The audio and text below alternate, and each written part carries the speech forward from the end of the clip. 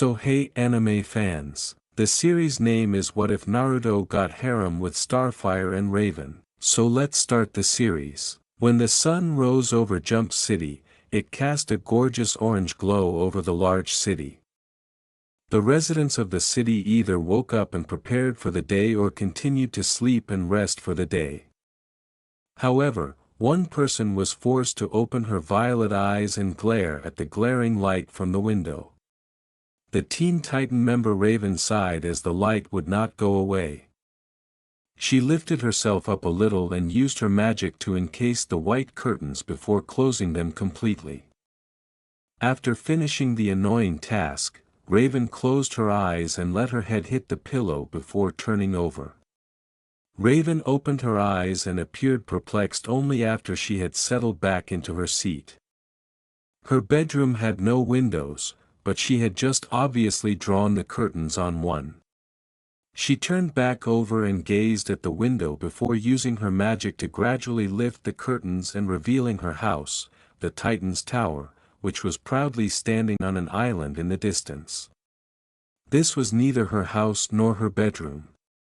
Raven's eyes remained wide as she surveyed the room, which had white walls, no pictures, and an open door that revealed another room with a dark leather couch directly in front of her. Her eyes then dropped to the floor, causing her to freeze in disbelief. Her clothes were all over the floor, and she checked instinctively and discovered that she was nude beneath the cream-colored covers.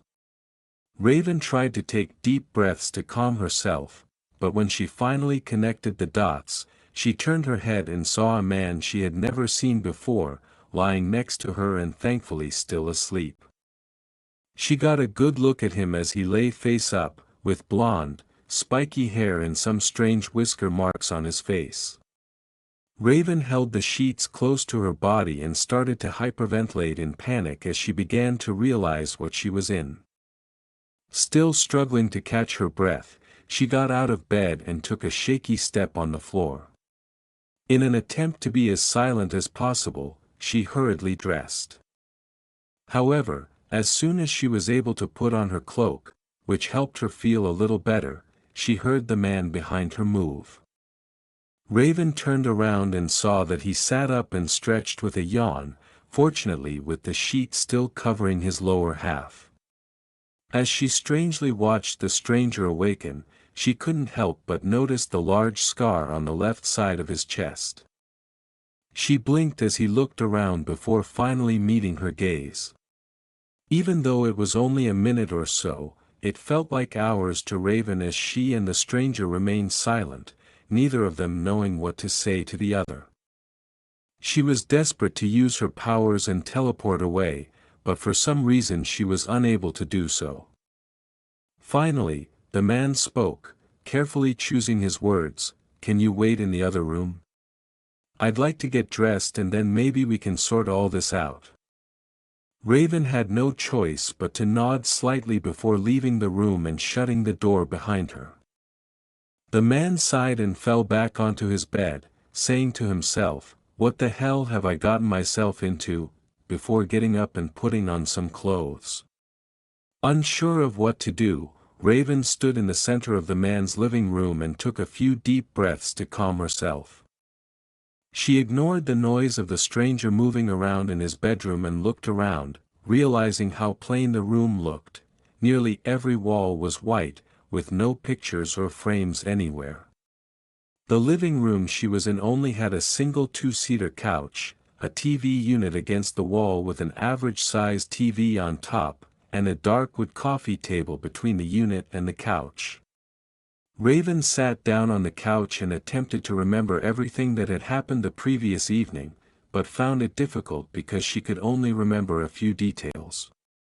The sound of a door opening abruptly jolted Raven out of her reverie. She looked toward the bedroom and saw the stranger close the door. Now that the shock of what had happened was mostly over, Raven paused to consider the stranger's appearance. He was wearing a black shirt that hung loosely around his body, flaunting his physique, and a pair of jeans. She didn't recognize him at all, so how did she end up in his bed? He walked to his kitchen and inquired, "Tea or coffee?"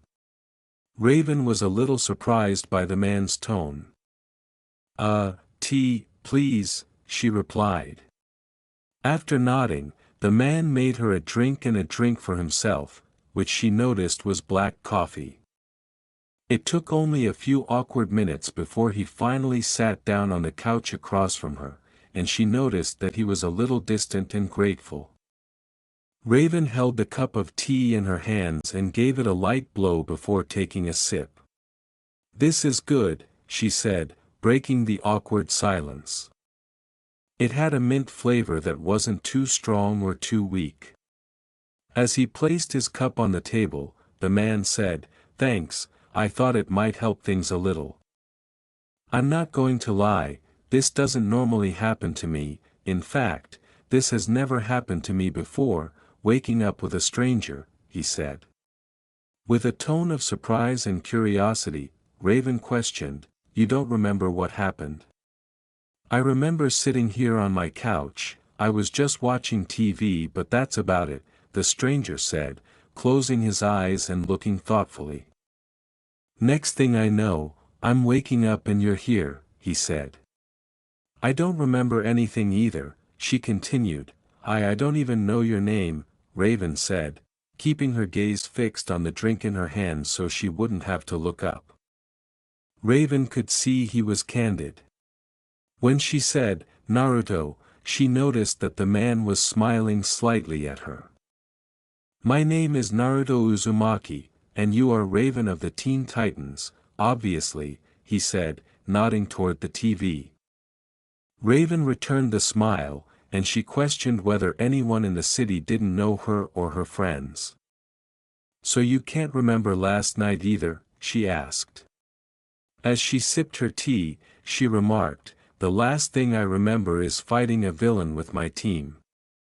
My team and I were fighting Dr. Light, like you. The next thing I remember is waking up in your bed." Raven blushed just saying that, still in shock that anything had happened.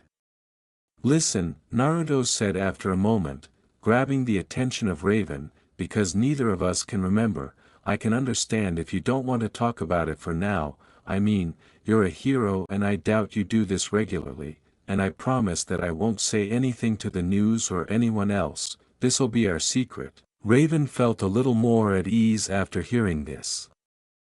"Thank you," she said. She didn't want to think about last night, not that she could. She and her team were constantly harassed and stalked by reporters, journalists, and news outlets. It was a terrifying thought if even one of them found out. Raven didn't even want her friends to know about this. "Oh," she realized, setting down her cup as she reached for something on her belt. "What's wrong?"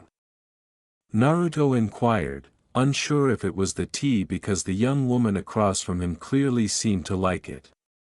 Raven opened her communicator and said, "I think my friends are wondering where I am." She saw a number of missed calls and messages asking where she was and if she was okay. She was astonished that Robin hadn't followed her and come find her, but the device in her hands abruptly went off, causing the gray-skinned girl to jump in fear. "Hello?" She replied, "Yes, I'm fine." I said I'm fine. Another attack. "All right, yeah, I'll be there soon," Raven said. Naruto remarked, "I'm guessing you have to go," after observing Raven frown as he hung up. Raven clarified, "Yeah, Cinderblock is going on another rampage downtown again, as though this were a typical occurrence. I know this was something that you didn't want, and it must be hard to not remember anything, but if you ever just want to talk then you know where I live," Naruto said as he stood up and led her to his door, opening it to let the hero leave. Raven said, "I don't think I'll be back," regretting that she was partly to blame. "None of this should have happened, and I'm sorry that you got dragged into this mess. You don't have to apologize," Naruto said. "Neither of us remembers, so we can't exactly put the blame on each other or ourselves until we get some answers, can we?" Raven couldn't help but return the man's gentle grin when she noticed that it was still there. The slight sense of guilt she had vanished as she whispered, "Thank you," and then she slowly sank into the ground with her magic, leaving Naruto standing in his doorway alone himself. When he saw the 2 cups on the coffee table, he took them to his kitchen and put them in the sink, but as soon as his hands left them, he noticed that they began shaking again. It wasn't a violent shake, but it was enough for Naruto to clench his hands into fists as he tried to control it. He stood there, staring at the spot where Raven had vanished for a few more seconds before closing his door and returning to his apartment. "Why can't I remember?" he muttered to himself with narrowed eyes, wondering what had happened the night before. "This is gonna be a long day." It was almost midnight now, and Raven was sitting on the edge of her bed in her bedroom, massaging her temples in frustration over everything that had transpired today. When she got to her room from Naruto's house, she saw Cinderblock flinging Beast Boy, who was a rhino, around. She was lucky that a green chongling was flung at her, but fortunately, Beast Boy changed back to normal just in time to crash into her. After that, everything she threw at the massive monster would simply bounce off of him without scratching him. Robin would primarily throw exploding discs, but they were useless, as was his bow staff, which he used constantly. Beast Boy could only stop Cinderblock's movements when he was big enough, but eventually Cinderblock would overwhelm him and throw him away once more. Only Starfire could match his strength, and they were able to knock the giant unconscious with Cyborg's sonic cannon. As soon as the authorities took Cinderblock away, Robin rounded on Raven and started questioning her and the others. She was moved by their concern, but the incessant questions were really annoying. They wouldn't accept that "nothing happened" was a good response. When they realized they weren't getting a clear response from her, they decided to tell her what had happened to Dr. Light after she had left. It seems that the man's tech suit was badly damaged, and he was traumatized by what she had done to him, but otherwise unharmed. "Thank goodness he's still alive," Raven thought, understanding that if he had passed away, she would never have forgiven herself. Had it not been for her rage, none of this would have occurred. Her emotions, happiness, knowledge, and temper, have all taken shape in her mind, and they all resemble her exactly, with the exception that their clothes are colored differently to reflect the emotion they represent. For instance, happiness is pink, bravery is green, and so forth. Rage was her worst emotion and the reason she has to control it at all times. For some reason, rage had gotten out of control in her head, which is why she lost control last night, but it didn't explain why she didn't remember anything or why she and Naruto slept together. God, the very notion of that made Raven's face flush. At any rate, rage would have taken over and destroyed everything in sight if her 2 friends, Cyborg and Beast Boy, hadn't broken into her room, used her mirror to access her mind, and met her emotions.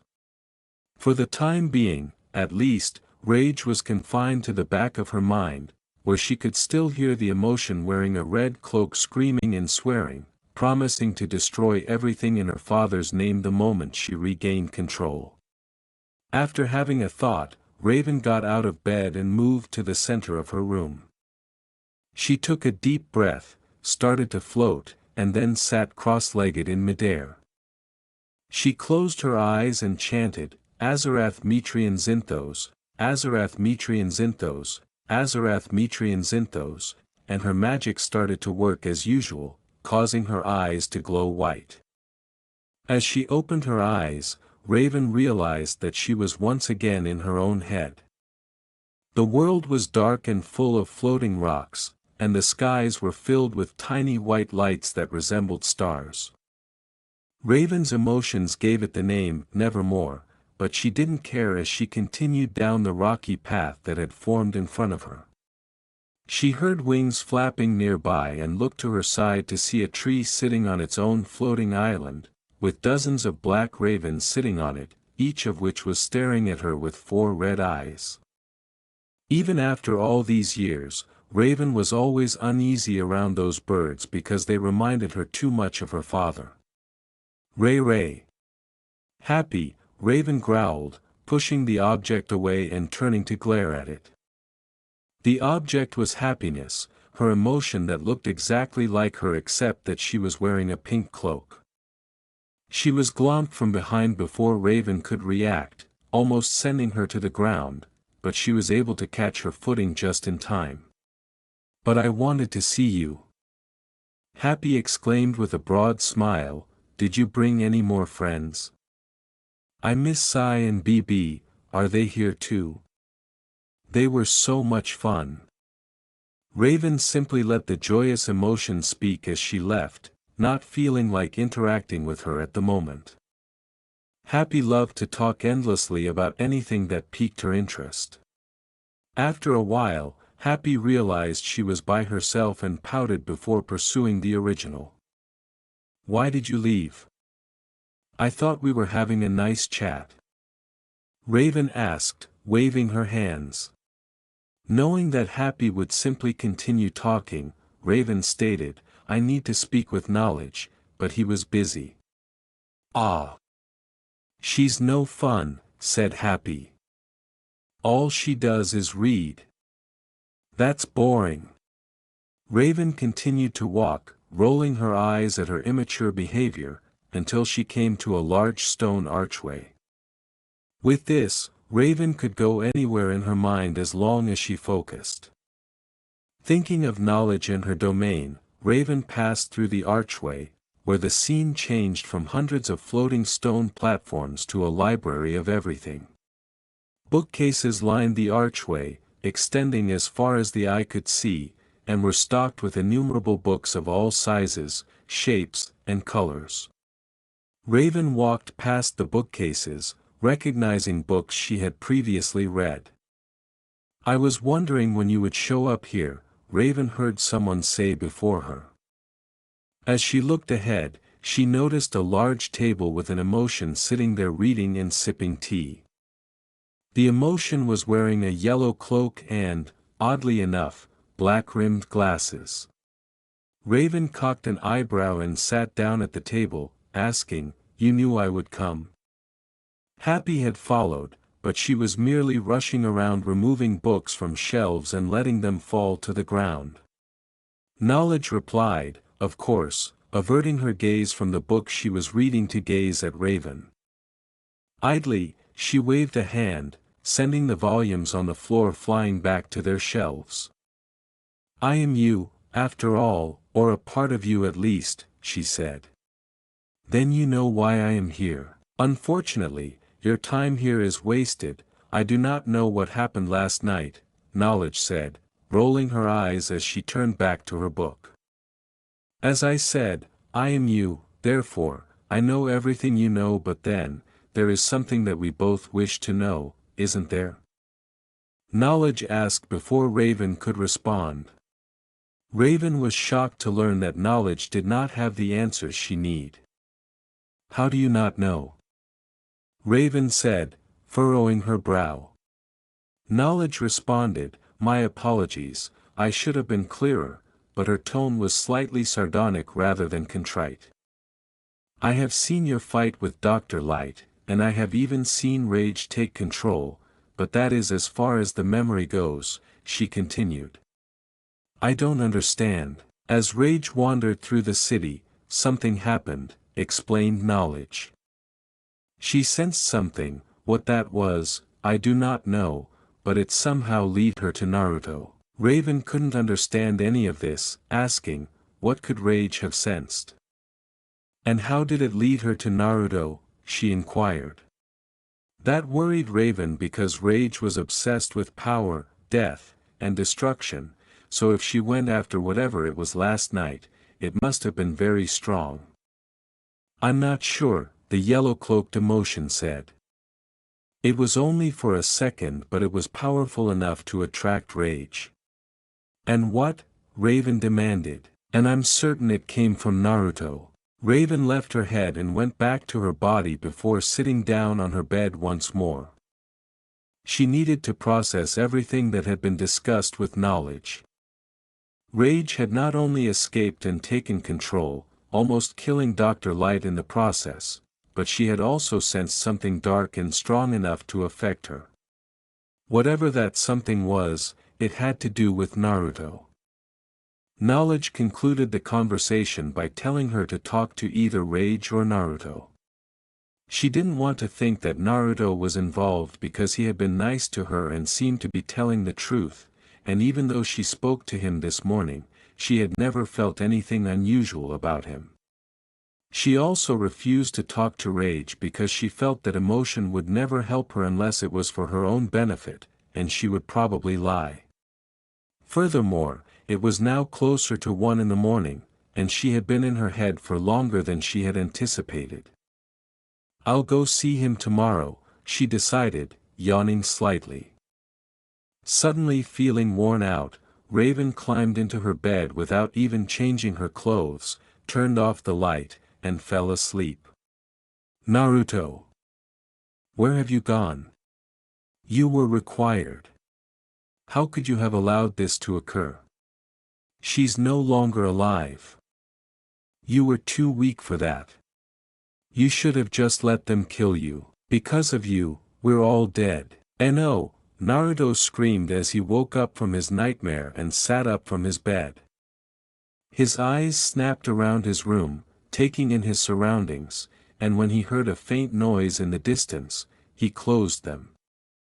Just a dream, he muttered to himself as he tried to catch his breath, it was just a dream. He heard someone knocking at his door, so he got out of bed, found a plain white shirt, and put it on while checking his clock. It was 5:30 in the morning, meaning he had slept for roughly 3 hours the night before. Hearing the knocking again, Naruto left his room and walked through his living room to the door.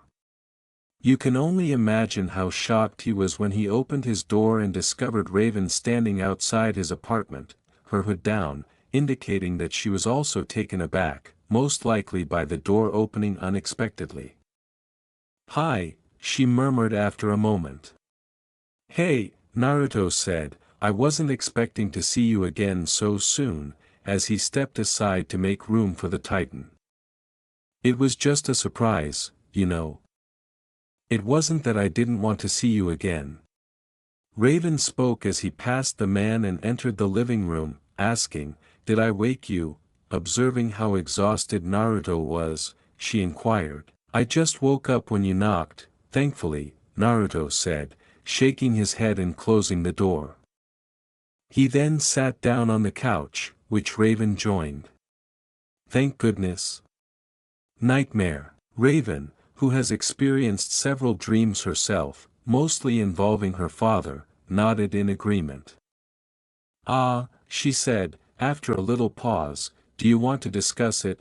She wasn't used to interacting with others, although her friends were one thing, Naruto was, at the very least, a complete stranger. "Thanks, but I doubt you came here to talk about dreams." "You don't need to worry, I'm used to them now." "Can I ask why you're here?"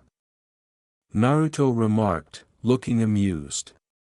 Raven asked, "Do you have any more herbal tea, please?" despite her desire to explain her purpose for being here. "You're here for that reason?" "I'm a little hurt that you're here for the drink and not my company," Naruto said with a giggle. "I prefer the tea, thank you, it was more enjoyable," Raven murmured, a tiny smile tugging at her lips. Naruto sulked, "That hurts," and then he laughed, and Raven grinned with him. "I'll be back in a minute, need to get ready anyway," he said, getting up and leaving the room, leaving Raven to think as she watched him go. She had chosen to return to Naruto's apartment early in the morning for 2 reasons. First, it allowed her to leave the Titan's tower without her team being awake to ask her where she was going or who she would see. Second, she wanted to visit her favorite tea shop, but for some reason they had closed. Her plan was to sit in the tea shop, have a drink, and then go see Naruto in an hour or two, but the closed sign ruined that plan, so she essentially had nothing better to do. All set to go. Raven noticed that Naruto was wearing pants and a black shirt, just like he had done the day before. "Are we heading out?" she inquired. "I'm getting you your tea," he replied. "But for that, you need to follow." Following Naruto out of his apartment, Raven got up and followed him. After locking his door, he took the girl out of the building and down the neighboring stairs. He then pointed across the street, and Raven was shocked to find a coffee shop she had never seen before, the Fallen Leaf. "I had never before seen it," Naruto said. "Yeah, even though my shop is a little quiet, it does really well, better than I expected when I opened up a year ago," as he walked towards the store and took out some keys. "Your store?" In other words, Naruto not only owns a coffee business that Raven has never heard of, but it also exists. Raven was pleasantly surprised when Naruto opened the door and let her in before closing it and spinning the sign to indicate that it was open. The store's dark walls and furniture made it feel cozy, and the aroma of tea and coffee filled the air. She watched as Naruto stepped behind the counter and turned on a few machines while moving around easily and wearing a simple apron. Raven sat down on one of the counter's stools while he worked, and soon after, a hot cup of tea was placed in front of her. "So, what are your thoughts?" As Raven sipped her tea, Naruto inquired. Raven said, "It's perfect," as she relaxed and made the decision that this would be her usual stop going forward. Naruto could only smile at her. An hour later, Raven was sitting in the back corner of the store, sipping another cup of tea and reading a book. Fortunately, no one was observing her because everyone was having a good time. Raven looked up from her book to see Naruto pouring a customer coffee. She had not yet told him what she knew or asked him about the energy she sensed, but she planned to do so. For the time being, she just wanted to enjoy her second drink. "Here you go," Naruto replied, setting 2 coffee cups on a tray. The stranger in front of him thanked him and carried the tray to his table. With some peace and quiet, Naruto checked in on his visitor. "Enjoying yourself, I see," he added, sitting across from Raven. "So far it hasn't been an awful experience," Raven replied, smiling, marking her place in her book. "Where did you learn to prepare cocktails like this?" "I traveled around for a while, picked up a thing or two," Naruto said, leaning back in his seat and shrugging. "Clearly," Raven said, taking another sip of her tea before returning it to the table. Naruto could see that she was a little uneasy now. "You were right earlier, I didn't come to see you for your tea, I came to you because Naruto continued, "It was the only reason I could think of as to why you came to see me earlier. I still don't remember anything, though," after Raven nodded. "Because you figured out what happened the other night," he said, not seeming surprised, but careful to keep his voice down in case any of his customers overheard. It would take too long for her to explain how her emotions are sentient and how one of them assisted in solving this problem. "I have to be careful with my magic. If I get too emotional, then I lose control, and that is what started this. My rage got the better of me when I fought Dr. Light, but something else happened," she said. Naruto looked contemplative as he crossed his arms and asked, "What happened?" "Sorry," Raven said to the coffee shop owner as she opened her device and saw that it was a message from Robin. "I have to go," she said somewhat irritably.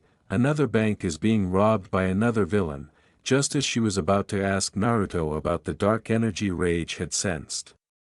Naruto made a joke, "You make it sound like it happens every week," but Raven gave him a serious look, so he responded, "You're kidding, they really try to rob a bank every week?" Raven jumped up and said, "You have no clue. How much do I owe you for the tea?" She reached for her money and asked. "Don't worry about it, they're on me today," Naruto said, shaking his head as he stood up. Observing that the sorceress was going to dispute, Naruto went on, "Think of it as a thank you for all that you and your friends do for the city." Raven replied, "Thanks, I might be back for another drink at some point." Raven would exit through the door, but she didn't want to receive all the attention she always received when she went out in public. "And I'll be looking forward to it," she said with a smile before using her magic to teleport herself to her squad.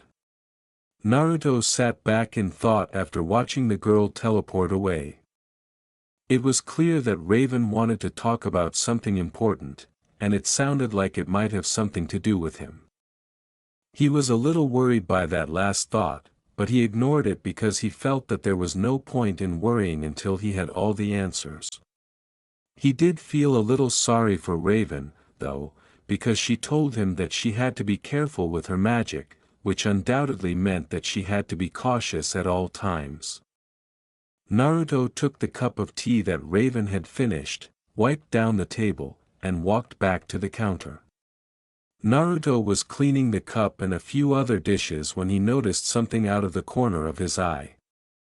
He was staring at the glass coffee pot to his right when he noticed a woman with long dark blue hair and sad, pupilless eyes staring at him.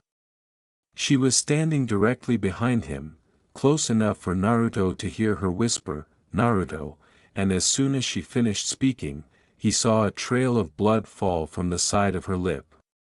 He dropped the cup he was carrying in shock, and when it hit the floor, it broke, frightening the patrons with the loud bang. "Hinata. That's not possible," he thought to himself, trying to make sense of what he had just witnessed. "She can't be here," but he saw her in the reflection, heard her whisper his name, and he could swear he felt her breath brush his cheek. Naruto shouted, spinning around, but stopped when he noticed that no one was there. His customers all looked at him, but he ignored them as he stood there, trying to calm his racing heart. What made him see her, then? "She's gone," he thought, "they all are," and he closed his eyes after taking a trembling breath and calming himself after a few minutes. When Naruto saw the mess he had made by accident, he sighed slightly and began to pick up the pieces. However, he snarled when one of the shards managed to cut his palm deeply. As soon as Raven and her friends appeared on top of a building across the street from a bank, she heard Beast Boy and Cyborg arguing about something meaningless. It had to do with pizza, but she didn't really care. Raven used her magic with practiced ease, covering their mouths and providing a brief moment of calm. "I'm here," she said, trying not to snicker at the two who were struggling against her magic. With his head bowing in greeting, Robin, the team leader, was squatting close to the building's edge. "Good," he remarked, peering through binoculars. "We were alerted to the bank being robbed 5 minutes ago, but, so far, nothing's happened," he said.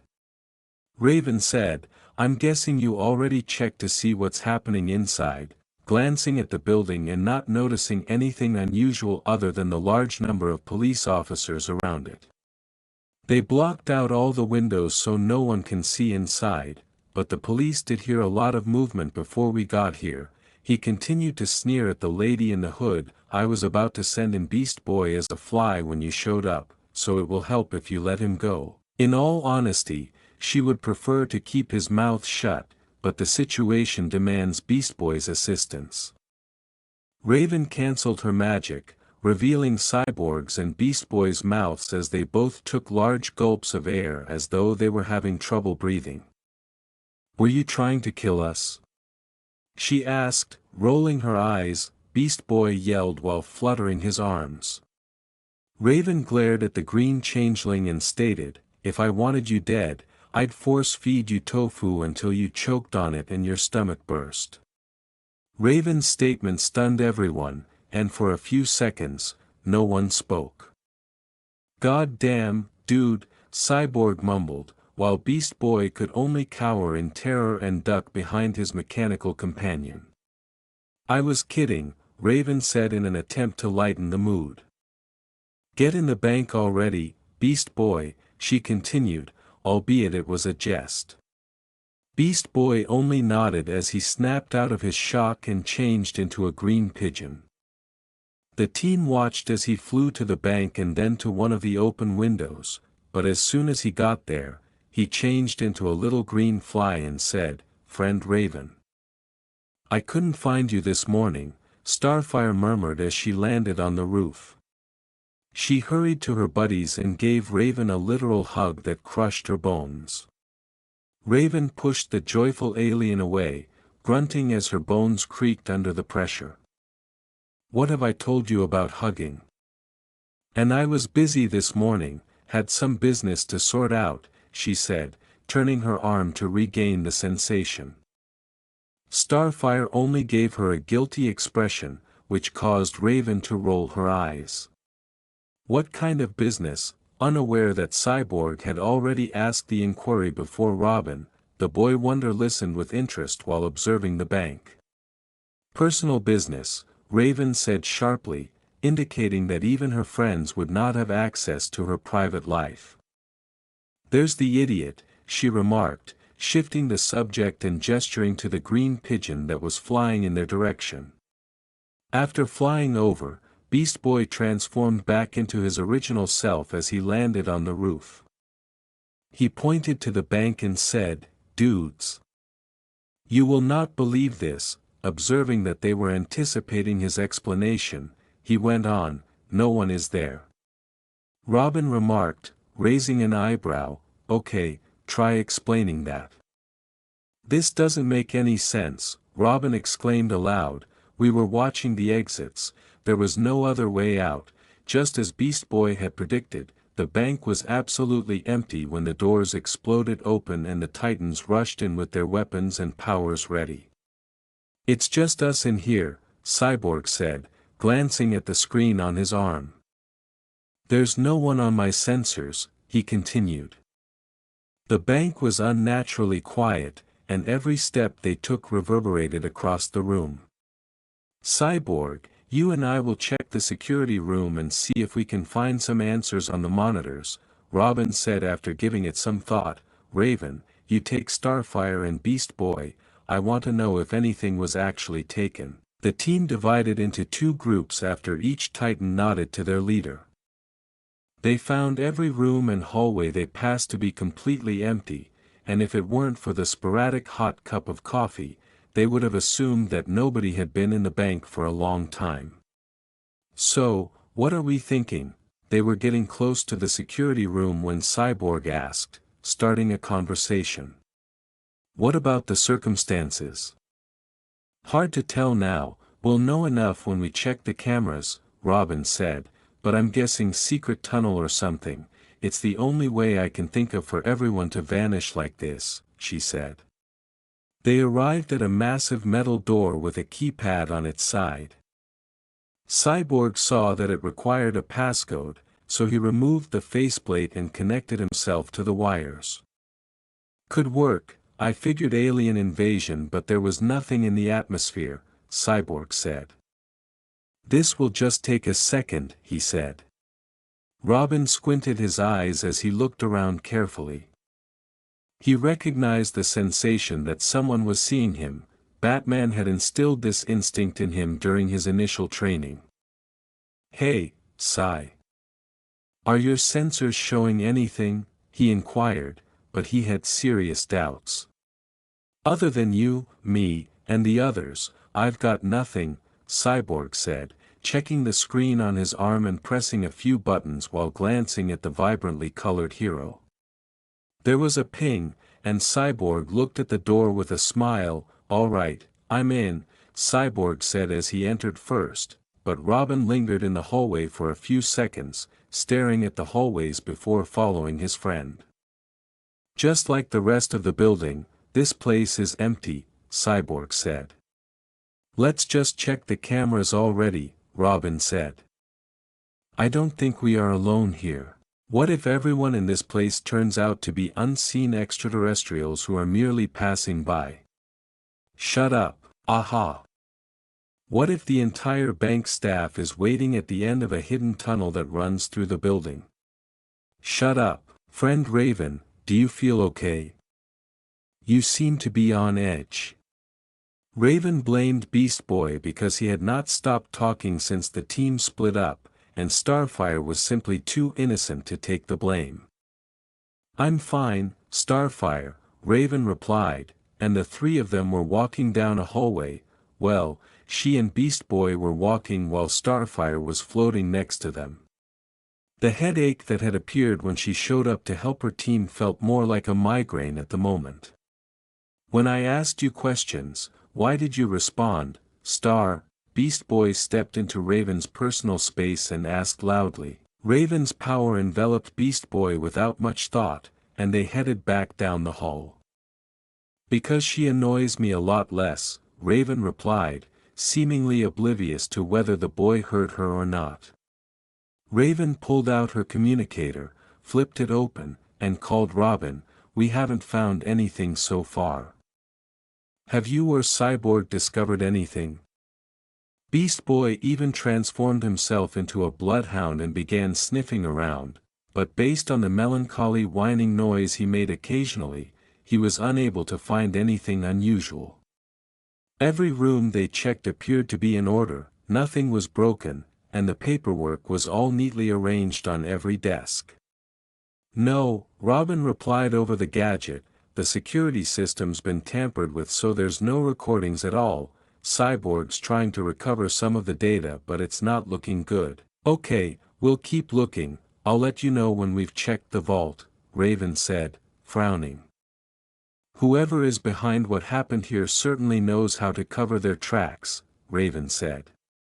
Be careful, Robin said, I can't shake the feeling that someone's watching us. Fortunately, they were getting close to the bank's vault, so as long as nothing goes wrong, this shouldn't take longer than it needs to. Come on, she said, grabbing her friend's attention, we just need to check the vault and then we can regroup, Raven said, putting her communicator in her pocket. Understood, she said, sighing. Although it was plausible and likely that Robin was right, she questioned whether he was simply being paranoid about feeling like someone was watching. She could only detect her pals in the building, therefore they should be left alone. Just imagine how much money's in there, Beast Boy said, drooling at the thought of all that cash and wishing he could have it. He liked to think that if he was a villain, he'd be rich by now and be able to defeat any hero that comes after him. Beast Boy whistled impressedly as they arrived at the vault, looking at the big circular metal door that you'd see in most movies. Starfire approached the door and looked it over, asking, Is it locked? She asked, staring confusedly at the handle and combination dials, unsure if it was or not. Raven grabbed the handle and said, One way to find out. To her and the others' surprise, the handle moved and there was a loud click. Fortunately, it was a modern bank, so the door began moving on its own, forcing Raven and the others to move aside. The three then looked inside the vault and their eyes widened. Raven pulled out her communicator once more and called Robin without turning away. A Raven? Is everything all right?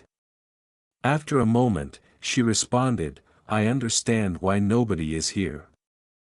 All the money has been stolen and there is a tunnel inside the vault. She was telling the truth, and Robin and Cyborg seemed to see it for themselves a minute later. The vault's floor was literally a tunnel, and every shelf and case was empty, leaving not a single coin or note behind. What could have happened? Examining the tunnel, Robin inquired, having already looked in a few places within the vault and discovered nothing that could be of assistance. The cyborg said, Definitely a machine, pointing to some markings on the tunnel's wall. There are footprints as well, but there are dozens of them, probably from all the bank employees, Cyborg said. As the bloodhound once more, Beast Boy sniffed around and said, "I smell them."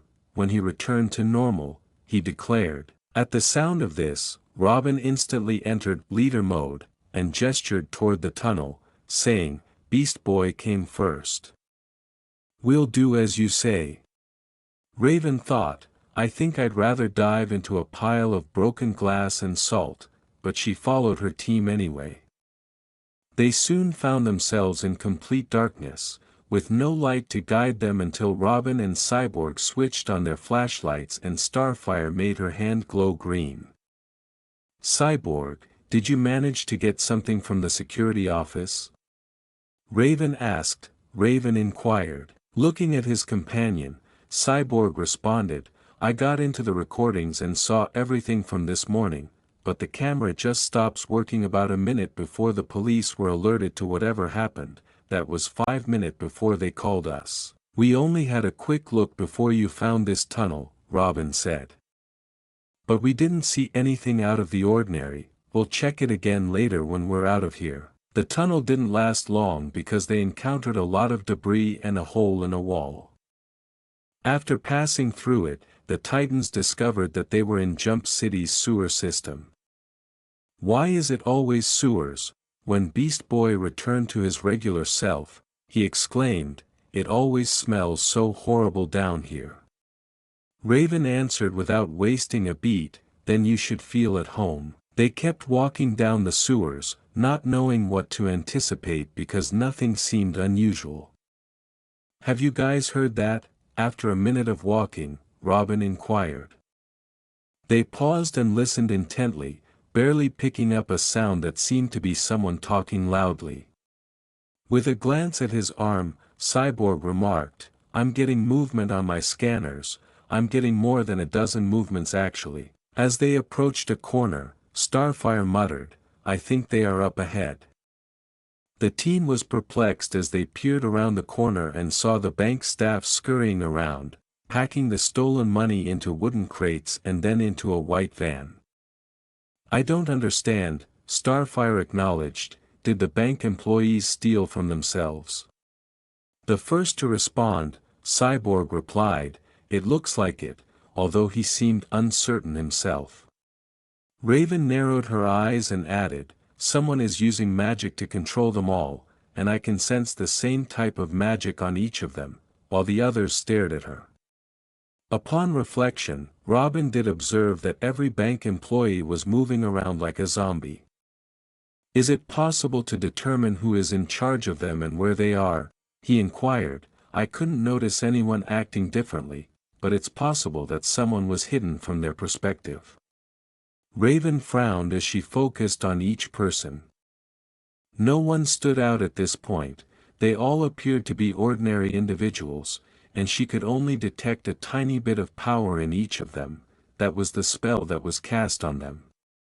There, she identified the source of the magic by saying, the reason they couldn't see them was because the person who cast it was seated in the van's driver's seat. "Let's go then," Robin replied. "Remember, they're just civilians, so be careful. Please, hurry up," the man in the driver's seat muttered to himself as he drummed his fingers impatiently on the steering wheel. Keith Penman, a slightly plump man with short, thin hair and black glasses, had the strangest day of his life yesterday. He had always been a man who melted into the background, never being noticed and unnoticed. He had been employed at the bank for almost 10 years and, although he was good at his job, he detested it. Imagine Keith's surprise when a stunning woman with shoulder-length brown hair sat in his cubicle. He was certain she was supposed to meet with someone else, so he tried to let her know, but she just said his full name and other details that she shouldn't have known. She then began discussing his life, how he lived alone in a dilapidated apartment with no family or relatives and almost no friends, and how boring it was. Hearing that made Keith feel depressed, and he demanded to know how she knew all of this and why she was telling him. However, the woman simply smiled and put a small wooden box in front of Keith before leaving.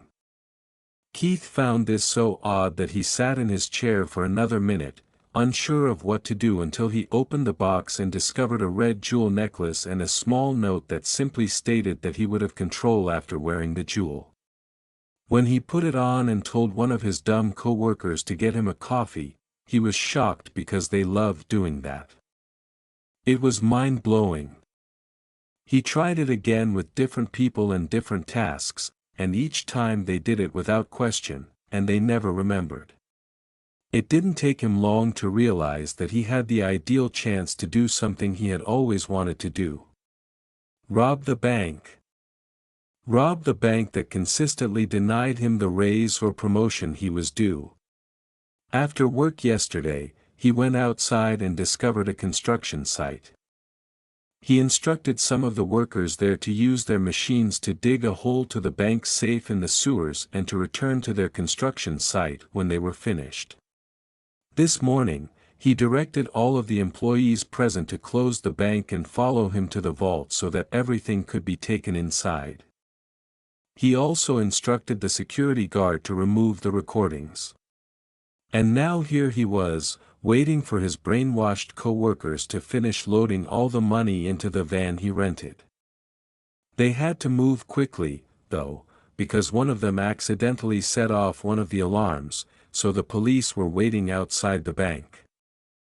Fortunately, he had all the windows blocked out, so that should buy him a few minutes. At least the Teen Titans weren't present, because he detested seeing a group of teenagers constantly playing hero on the news. A rap on the glass to his left said, "Have you fools finished yet?" he remarked, rolling down the window and yelling out to, what he liked to call, his minions. Imagine his amazement and fear when he saw the Titans surrounding his van. His minions were still packing away without a concern. "Oh shit," he murmured. As a sign of his seriousness, Robin cracked his knuckles and added, "We're going to give you one chance. Get out with your hands up and come quietly or..." Keith had to gulp and ask, "Or what?" "Or we'll imprison you and beat you," Beast Boy replied, clenching his knuckles as well, although in a less spectacular manner. "Minion strike. And you protect me," Keith said in a panic before turning to face Beast Boy. Keith removed the handbrake and pressed the accelerator hard.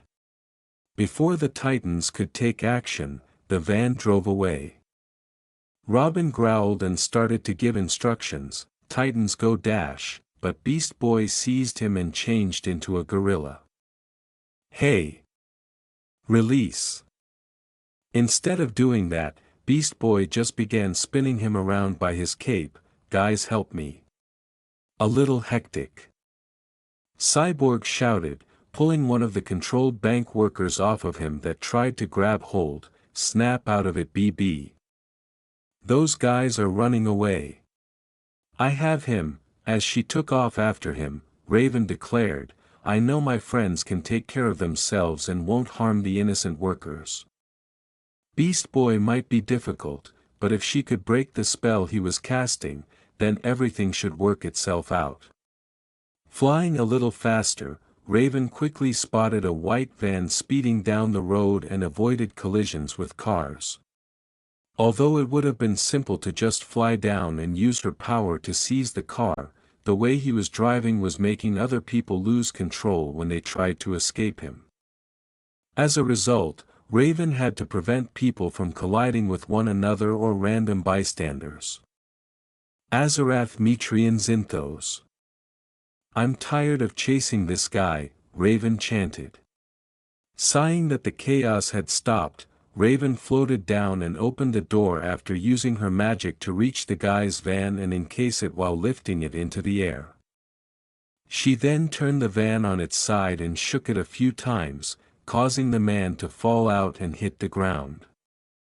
"Give up already," she said as she floated down. "All right. You win," the man exclaimed in defeat. "Don't harm me, please." The man was obviously a little cowardly. "Undo your magic and let go of everyone you're dominating," Raven frowned as he said. "I'm not sure how," As he removed the necklace from his shirt, the man confessed, "I only received this item yesterday. I have no idea how to manage it." Raven landed on the ground and stomped toward the whimpering man who had closed his eyes because he knew he was going to be punched. Raven simply grabbed the necklace from him, and as she looked at it, her scowl deepened. "This necklace," she began, then glared at the man, "where did you get this?" Remaining terrified of the Dark Titan, Keith told her everything. He told her about the strange woman from yesterday, how she knew things about him and left him this necklace without saying anything else. Raven grunted as she grabbed the necklace's chain and snapped it, turning the red gem black in the process. Raven's communicator went off less than 10 seconds later, and when she answered it, she heard Cyborg ask, "Raven? Have you managed to apprehend the man?" "Yeah, I got him," she replied. She caught a glimpse of Keith attempting to flee, waving her hand. She enveloped Keith in her magic and threw him into a neighboring dumpster, which, based on his cries, was still filled with something gruesome. "Is everything okay on your end? Does Beast Boy continue to lose his mind?" "Everything's good now," Cyborg responded, causing Raven to breathe a sigh of, "All the bank workers have no idea what's going on, the last thing they all remember is walking into work this morning, even Beast Boy doesn't remember anything after that guy took control. As long as everybody was fine, that was the primary issue. I stopped the spell, it was from a necklace the guy was wearing. Listen, I explain more when I'm back with you and the others, but you need to know that someone handed the guy the necklace. He doesn't have the capabilities of doing this alone." From the way he spoke, you could hear Cyborg frowning. This indicates that someone else was responsible for everything that happened. "Okay, I'll inform Robin. We'll meet you at the tower once we've resolved everything here, okay?" Raven said, "Okay, I'll see you all there," hung up, and put her communicator away before examining the depowered necklace. It was now utterly worthless because all traces of magic had been removed, but it was still powerful magic that she didn't recognize, and that was what frightened her. Raven paced around the necklace that hung in the middle of her bedroom. Books and scrolls littered the floor, but they were useless right now. She had been trying to research this necklace for the past 2 weeks, but she had found nothing. The design was simple, the stone was a ruby, but the cutting was unremarkable, and even the metal used to hold the stone and make the chain was ordinary. Everything about the necklace was so generic that it was impossible to find any useful information about it. Normally, an object that has had any kind of magic in it will leave some sort of signature, like a fingerprint, but the necklace was completely blank, there was just nothing, and now it was nothing more than regular jewelry. The magic that was used in the necklace had disappeared when she broke the chain to free the minds of Beast Boy and the bank employees, not that there was much of a mind to free with him. Raven, who had hardly left her room except in an emergency or to grab a bite to eat, sighed and sat on her bed, massaging the sides of her head to relieve her headache. Perhaps she would benefit from some fresh air. "My friend Raven." "Starfire," Raven said with a weary sigh as she passed her buddy, "why were you standing outside my door?" Raven instantly regretted her fresh air plan the moment she opened her door. "I do not know where Robin or Cyborg or Beast Boy have gone, I was hoping that you might know," Starfire said as she floated behind Raven as the two headed for the tower's communications room.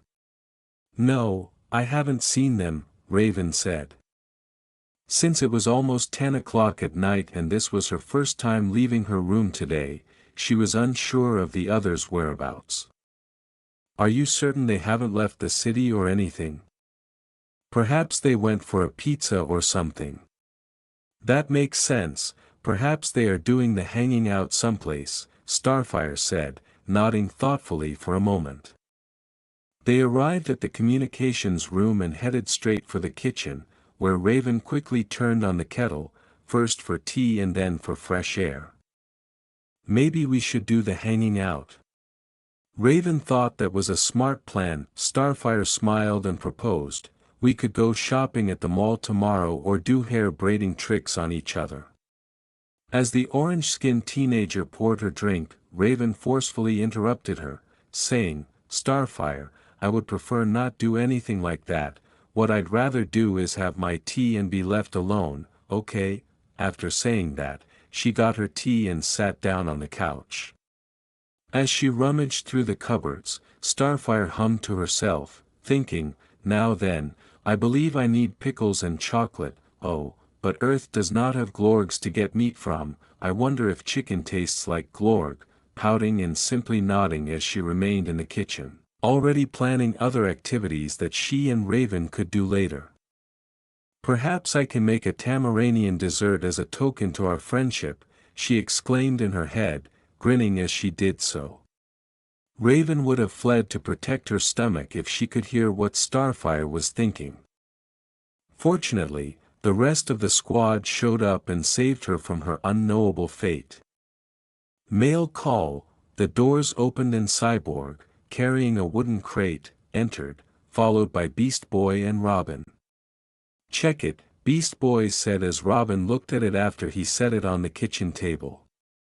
We just found this at our front door, it's gotta be fan mail, probably a gift from one of my many admirers, Robin replied.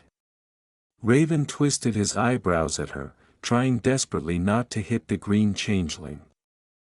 You just found that at our door. And you don't find that suspicious? Raven inquired as she looked inside the package and noticed a note that simply stated that it was for the Teen Titans.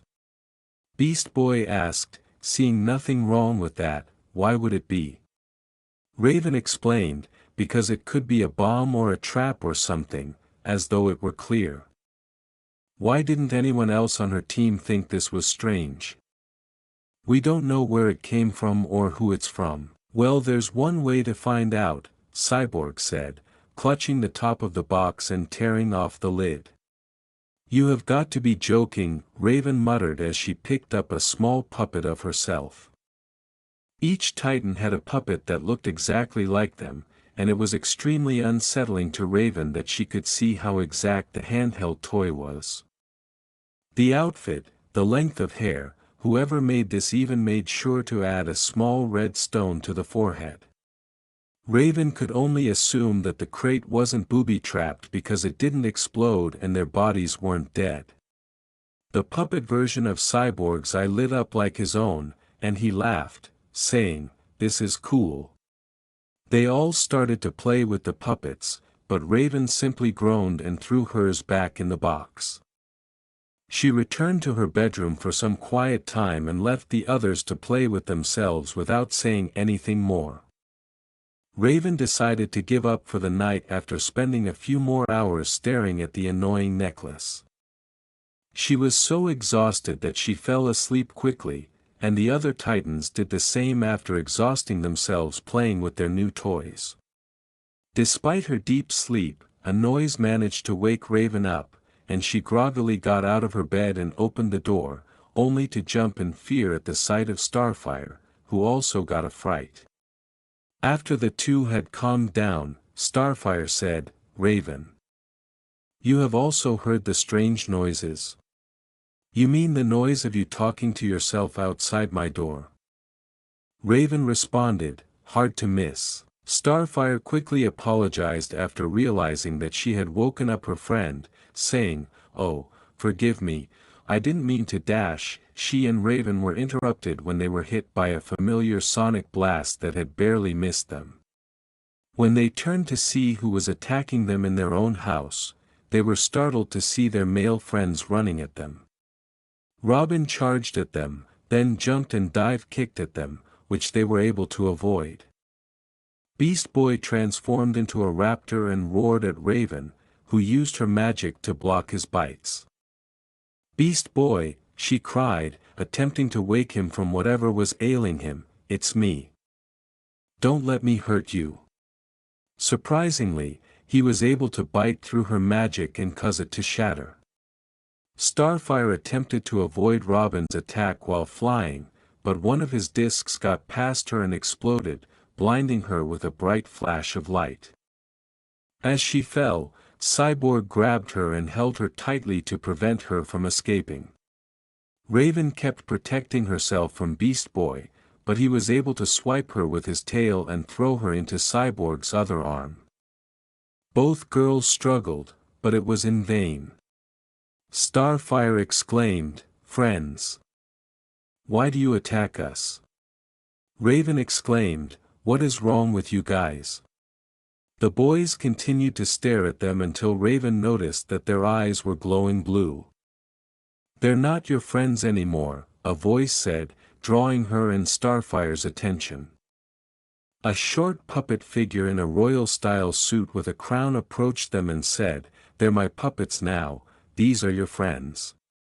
He held up his hand to reveal the small puppets the Titans had received in the crate, and as they struggled to speak, the mouths of Robin, Cyborg, and Beast Boy's puppets moved, pleading with Raven and Starfire for assistance.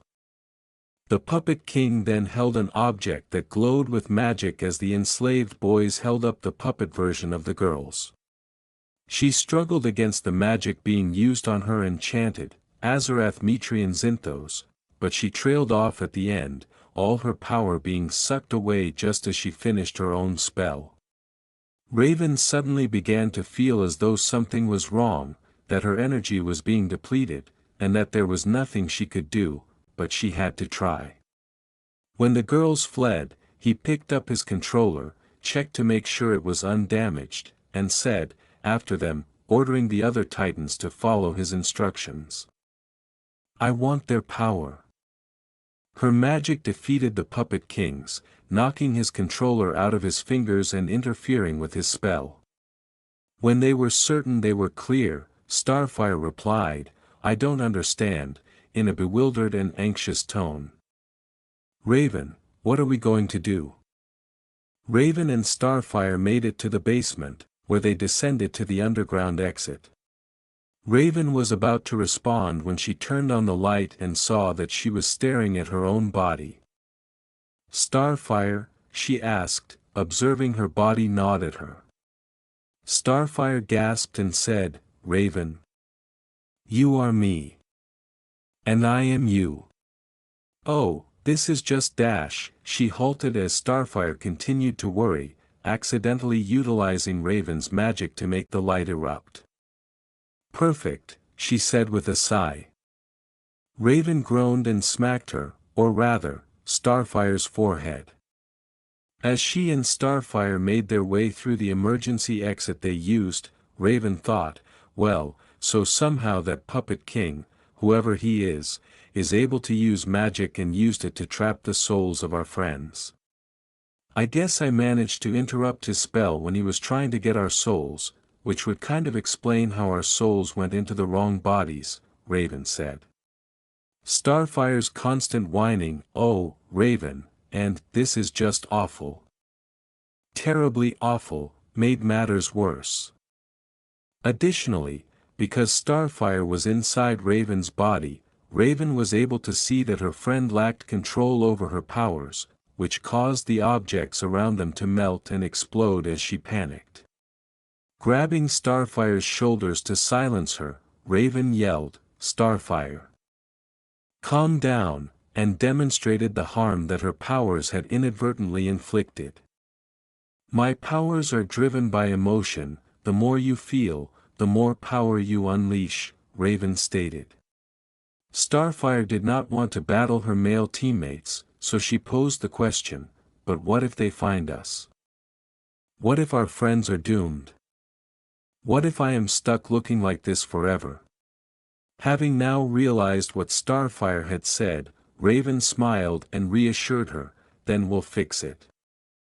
I don't know, but we will stop Puppet King and make everything normal again." "What's wrong with the way I look?" she said. "Nothing," Starfire said hastily, then staggered a bit and held her head. "What's wrong?" Raven said, touching her shoulder as she approached her companion. When they heard distant birds' cries, Starfire smiled at Raven and said, "I think I was just hungry."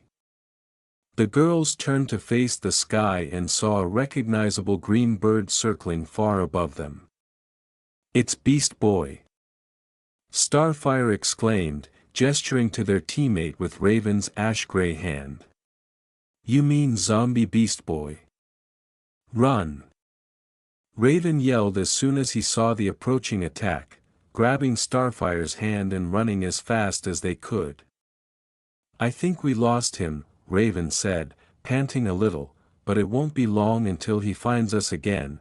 He may be an idiot, but he is good at tracking," Raven said. Beast Boy cawed at them before diving down with his extended talon. Starfire declared, "I wish to fly," leaping into the air and flapping her arms as though they were wings. However, despite her best efforts, she would always fall back to the ground. As they strolled down the alley, they explained to one another how their abilities operated. Raven had to try to feel joy or any other positive emotion with Starfire, which was challenging for her because she had always repressed her feelings.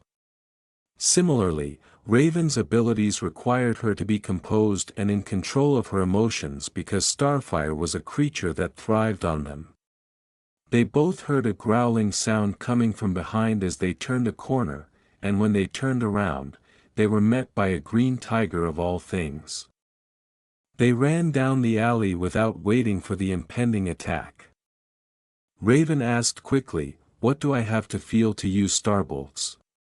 "Righteous fury," exclaimed Starfire as she heard Raven grunt in frustration. "Alien strength? Boundless confidence." As they rounded a corner, Raven snarled, "Never mind." Raven grabbed Starfire and leaped out of the alley they were in, unaware that Beast Boy was following. However, before either of them could exhale in relief, they noticed a figure move from the shadows to the light, and the girls realized it was Robin, their leader. Two metallic arms then smashed through the wall behind them, making the girls jump in fear. "If I can't fly, then you have to levitate," Raven said to Starfire, seeing no other option. "Yes," exclaimed Starfire, utterly disregarding the danger they were in. Raven said, "Wait. You need to focus, but to no use." With Raven clutching her hand, Starfire yelled, "Azarath Metrian Zinthos," and shot herself high into the air. Fortunately, this helped them escape their zombie teammates, but now there was another issue. "I wish to stop. Please tell me the way to stop." Starfire cried as she zipped over Jump City at remarkable speeds. Raven muttered sarcastically, "Remind me never to let you fly my body again." Before she could finish her sentence, she was lurched towards the ground at the same speed as before, and before she could even brace herself for the impending impact, they slammed hard into a pile of trash, which managed to break their fall. "Ugh! I smell like the breath of a Snervian blork worm, Raven. What are you?" Starfire groaned as she lifted herself up, sniffed her arm, and threw back her head in disgust. As Robin and Cyborg passed them, obviously scouting the area for them, Raven swiftly slapped her hand around Starfire's mouth and pulled her deeper into the trash. Unable to see their target, they both groaned like zombies and left, waiting until she was certain they were gone. Raven let out a breath she didn't even realize she was holding as she allowed herself to relax a little. Starfire, who was obviously upset over the entire affair, questioned, "What are we going to do?" "I don't know," Raven replied. "How are we going to save our friends?" "I don't know. How are we going to turn ourselves back to normal?"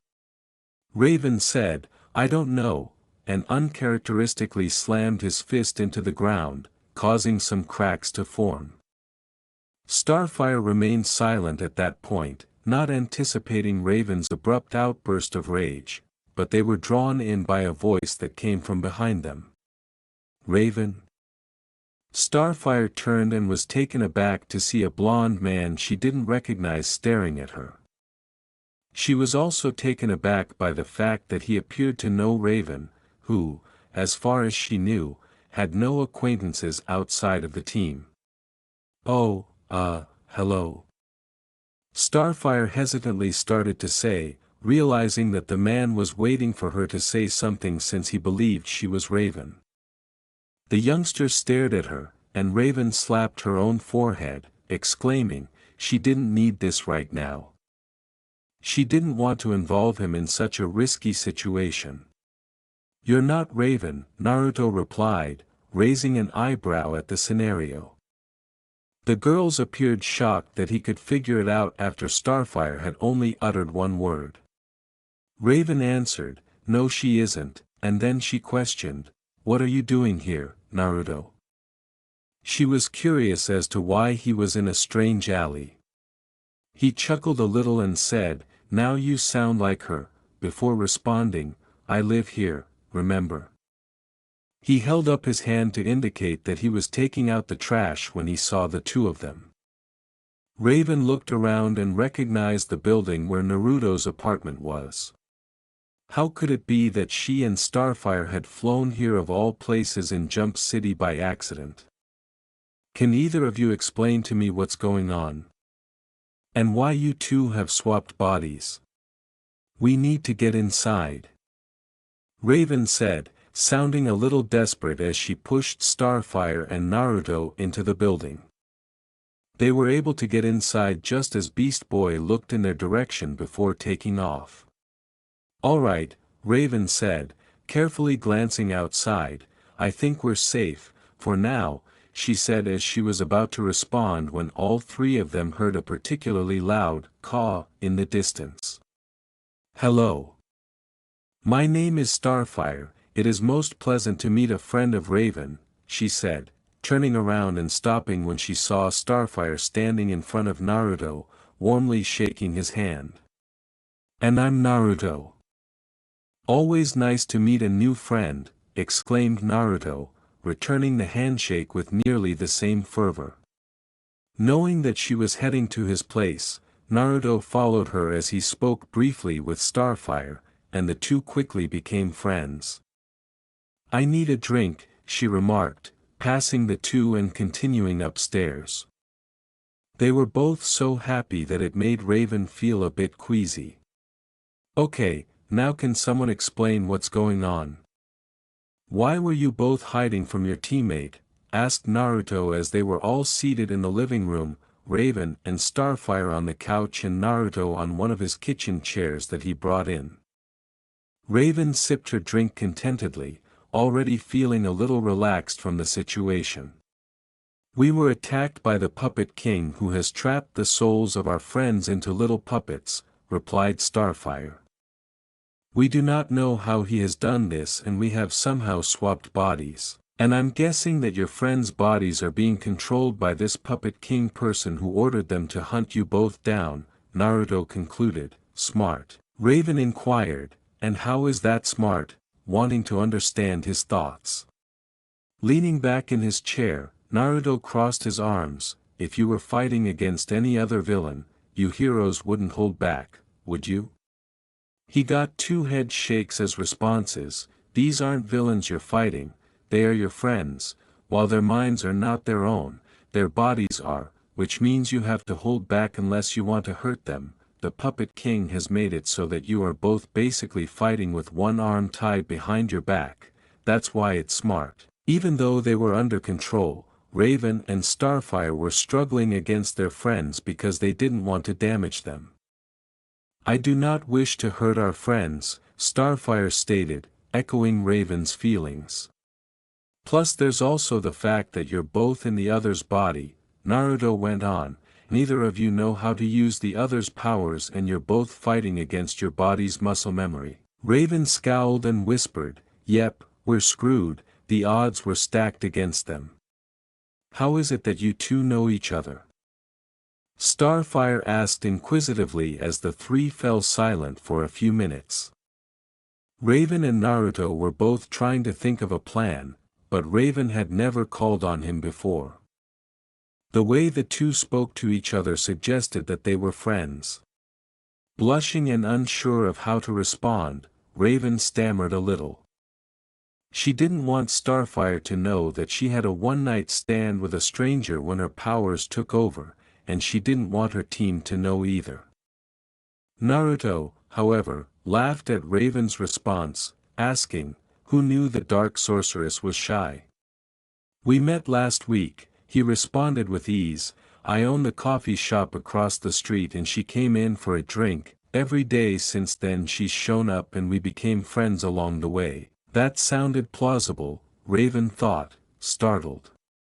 When Starfire got the opportunity, she remarked, "Oh, I see," believing the narrative because she knew Raven went to a coffee/tea shop every other day.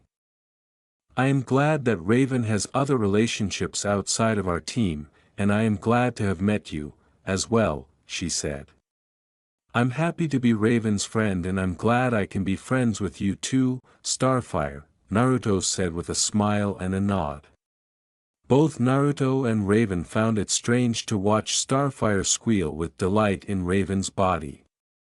Before he could intervene, Starfire moved and embraced Naruto. Fortunately, she wasn't in her real body, so she lacked the Tamaranian strength to break Naruto's back. Raven was unaware of this and gave the girl a slightly awkward hug in return. Raven didn't appear particularly happy about the encounter. It wasn't that Starfire was hugging Naruto, that didn't bother her. Damn it, this wasn't helping her maintain her image. "Alright, I've got an idea," Naruto said when he was freed from Starfire's. "That puppet guy will be long gone from your home as he knows he'll be at a disadvantage being in a location he knows next to nothing about, plus it sounds like he can't actually fight you guys, so he'll be somewhere safe for now. I'm thinking we follow one of your possessed friends and see if they can lead us to the bastard. From there we just need to figure out a way to stop his magic and return everyone to their original bodies." Raven inquired, "What do you mean by us and we?" after observing the words he used and felt as though she understood what he meant. "I'm coming with you guys, obviously, you're gonna need all the help you can get right now," Naruto said, smiling and pointing a thumb at himself. Yes, that was precisely what she had in mind. "No you're not," Raven responded, shaking her head, "it's too dangerous and you'll just be in the way." She knew it sounded harsh, but she had to say it because she didn't want him to be connected any more than he currently is. "Thank you for your concern but I know how to handle myself," Naruto answered, taking it all in stride and appearing touched rather than insulted by her remarks. "Our friends are too strong," Starfire protested, being careful not to damage her new buddy. "Please do not involve yourself," she said. "I'll admit that it's been a while, but I have had years of experience," Naruto answered. "I know how to fight," he added. Raven was intrigued. Had he been fighting for years? Why? She then pondered whether it was related to the strength she felt from him that evening a week prior. "I'll be back in a moment," he stated before getting up and exiting the room. After he left, the two turned to face each other, not sure what to think. "Perhaps we could use his help," Starfire suggested after a time, sensing that Naruto would simply accompany them no matter what.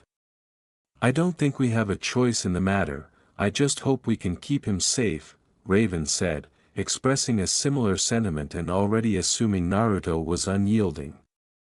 "As I said, I can handle myself," Naruto said as he re-entered the room after changing into a black combat suit with boots and listening to the Switched Titan's worries. He was now wearing a black shirt underneath a white hoodie with orange lining and sleeves that rolled up to his elbows. "You both ready?" he asked. The blonde grunted a little as Raven, knowing that he would be joining them no matter what, sighed before approaching Naruto and prodding him in the chest with Starfire's Tamaranian strength. Fine, you can help, but if it gets too dangerous and we tell you to hide, you hide, got it? Raven said. Why do I get the feeling she'll only hurt me if I don't listen? Naruto asked, nodding his head in response to her severe glare. Got it, he said, you order, I listen, wondering as Raven's gaze sent a tiny chill down his spine. Raven nodded in agreement and made his way to the door. Let's go then, the sooner we do this, the sooner we can get back to normal, Raven said.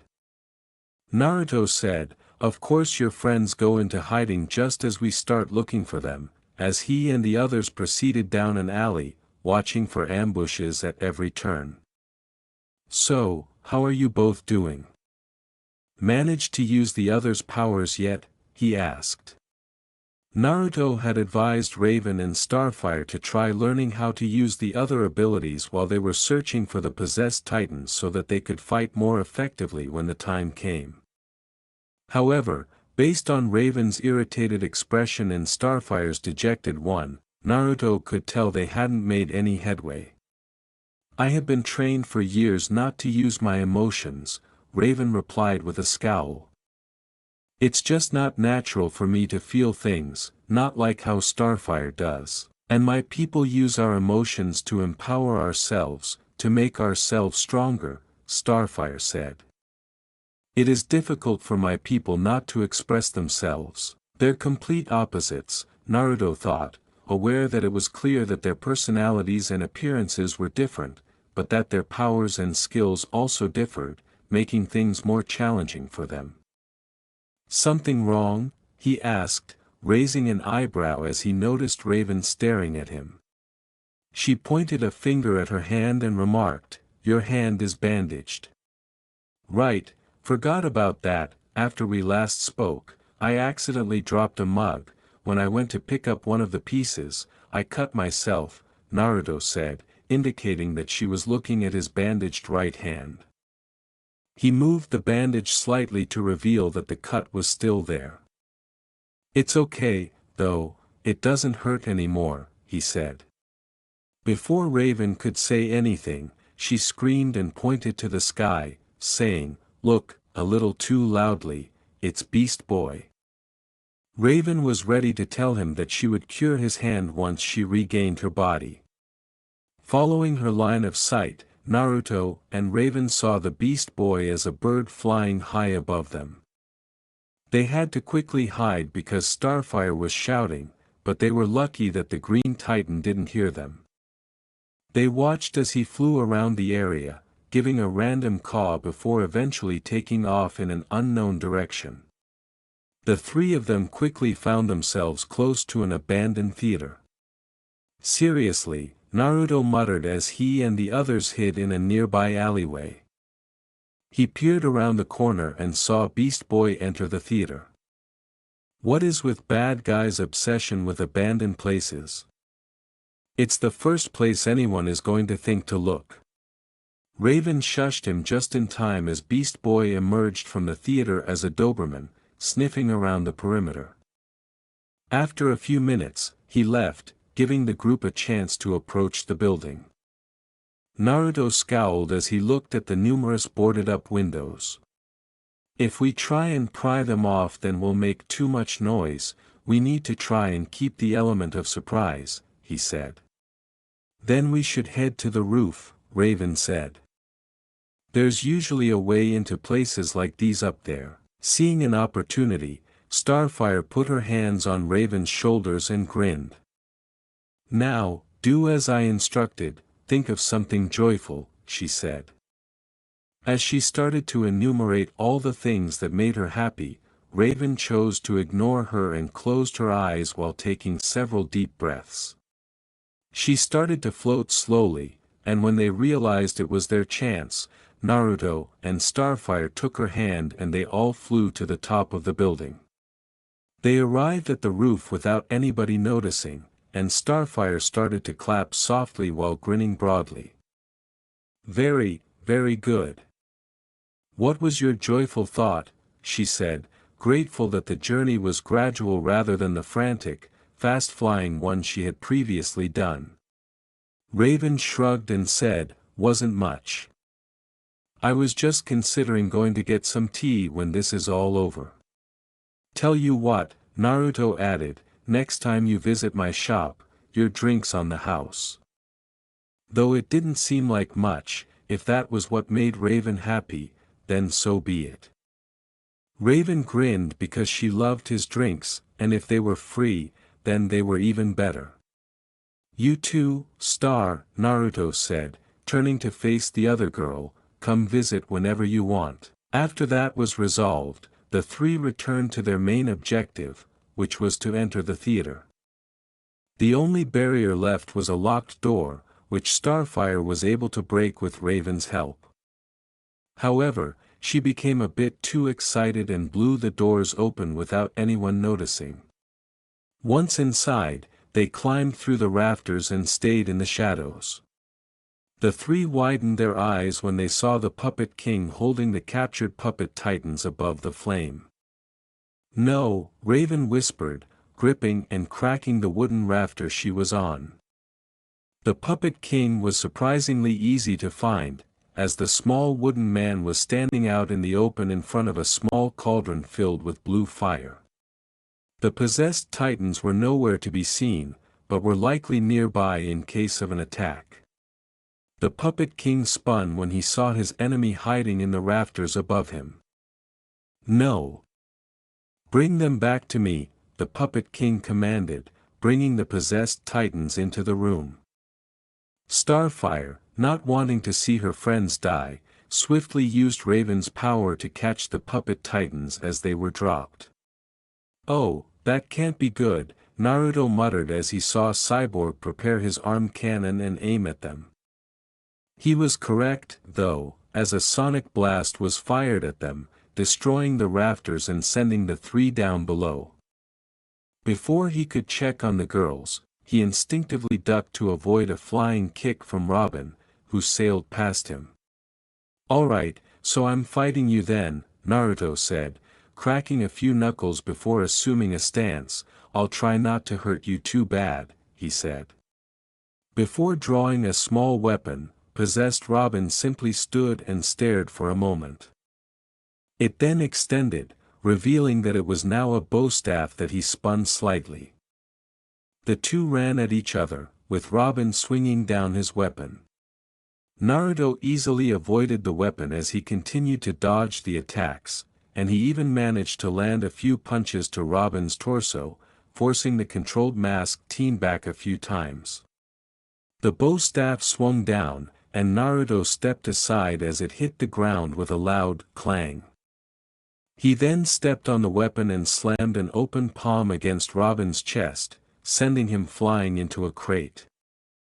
He didn't stay down, though, and he ran at Naruto again with a birdarang in hand. As soon as he got close enough, he swung at the blonde, barely slicing his trouser leg before being pushed away. Naruto kicked up the bow staff and swirled it around before running at Robin, knowing that the possessed titan would continue to approach. As she used Raven's magic to toss crates and other objects at Beast Boy, Starfire yelled, "Sorry." She was still clinging to her stranded friends as she flew, and although the Chongling avoided most of the projectiles, she was struck a few times. Despite knowing that she was not fighting her friend, Starfire was still upset that she had to fight him. Beast Boy, who transformed into a hawk to keep Starfire in the air, swerved through the air, avoiding boxes. He aimed at Starfire with his extended talon before a crate slammed into him, flinging him against the nearby wall. Beast Boy returned to his original form, rubbed his head, and then stared at Starfire once more before transforming into a large gorilla and roaring and beating his chest. Beast Boy grabbed onto a rope, which startled Starfire because it shouldn't have been able to support his weight. He then swung in her direction, effortlessly slamming anything Starfire threw at him.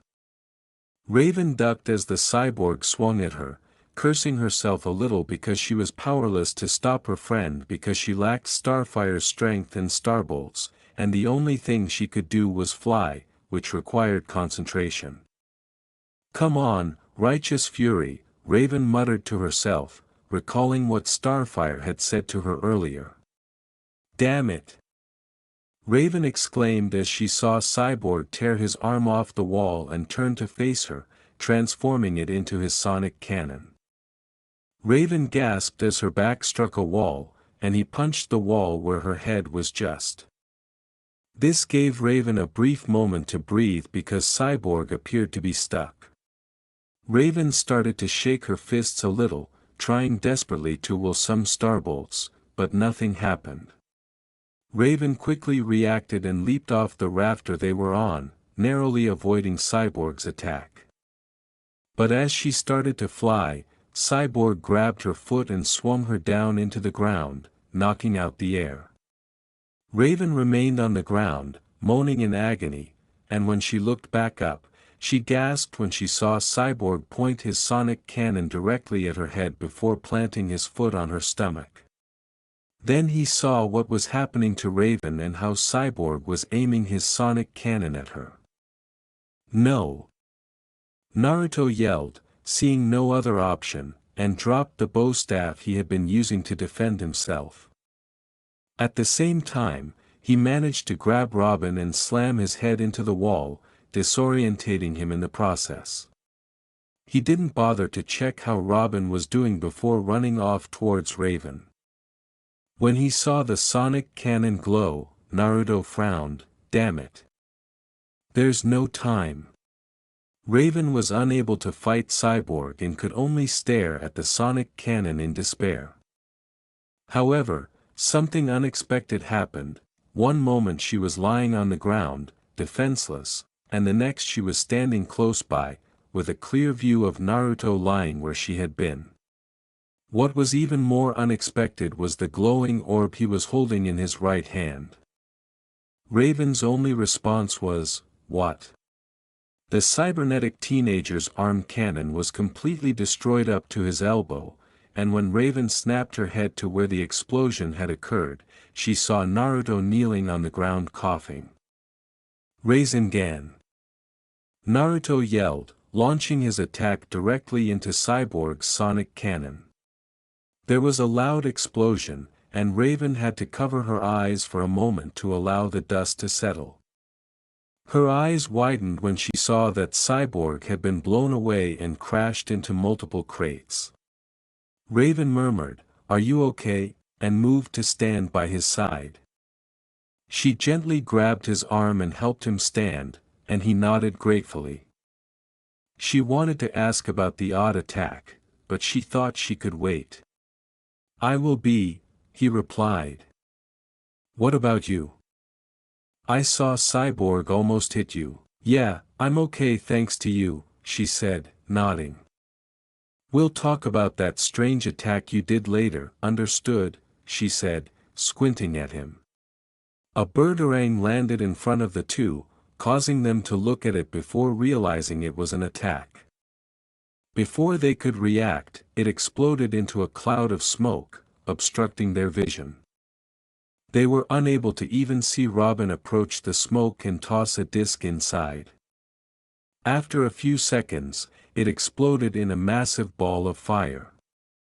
"Yes, ma'am," Naruto replied quickly, assuming that was what was going to happen. As Robin looked up, he noticed that Raven was floating with Naruto by the back of his hood. Her eyes were glowing green, and she hurled starbolts at the wires supporting the rafter, causing it to fall to the ground with the Titan's leader on it. "I've had enough," Raven yelled. Starfire yelled, "Raven! Help!" from the ground. Naruto and Raven looked down to see Beast Boy, still disguised as a gorilla, holding Starfire. The Puppet King, who was holding the captive Titans, was only a few feet away from them as he hurried to the cauldron. Raven had an idea and lifted Naruto a little. Naruto seemed to realize what was going to happen, and he yelled, "No," just as Raven held him back. "Not a good idea," Raven exclaimed.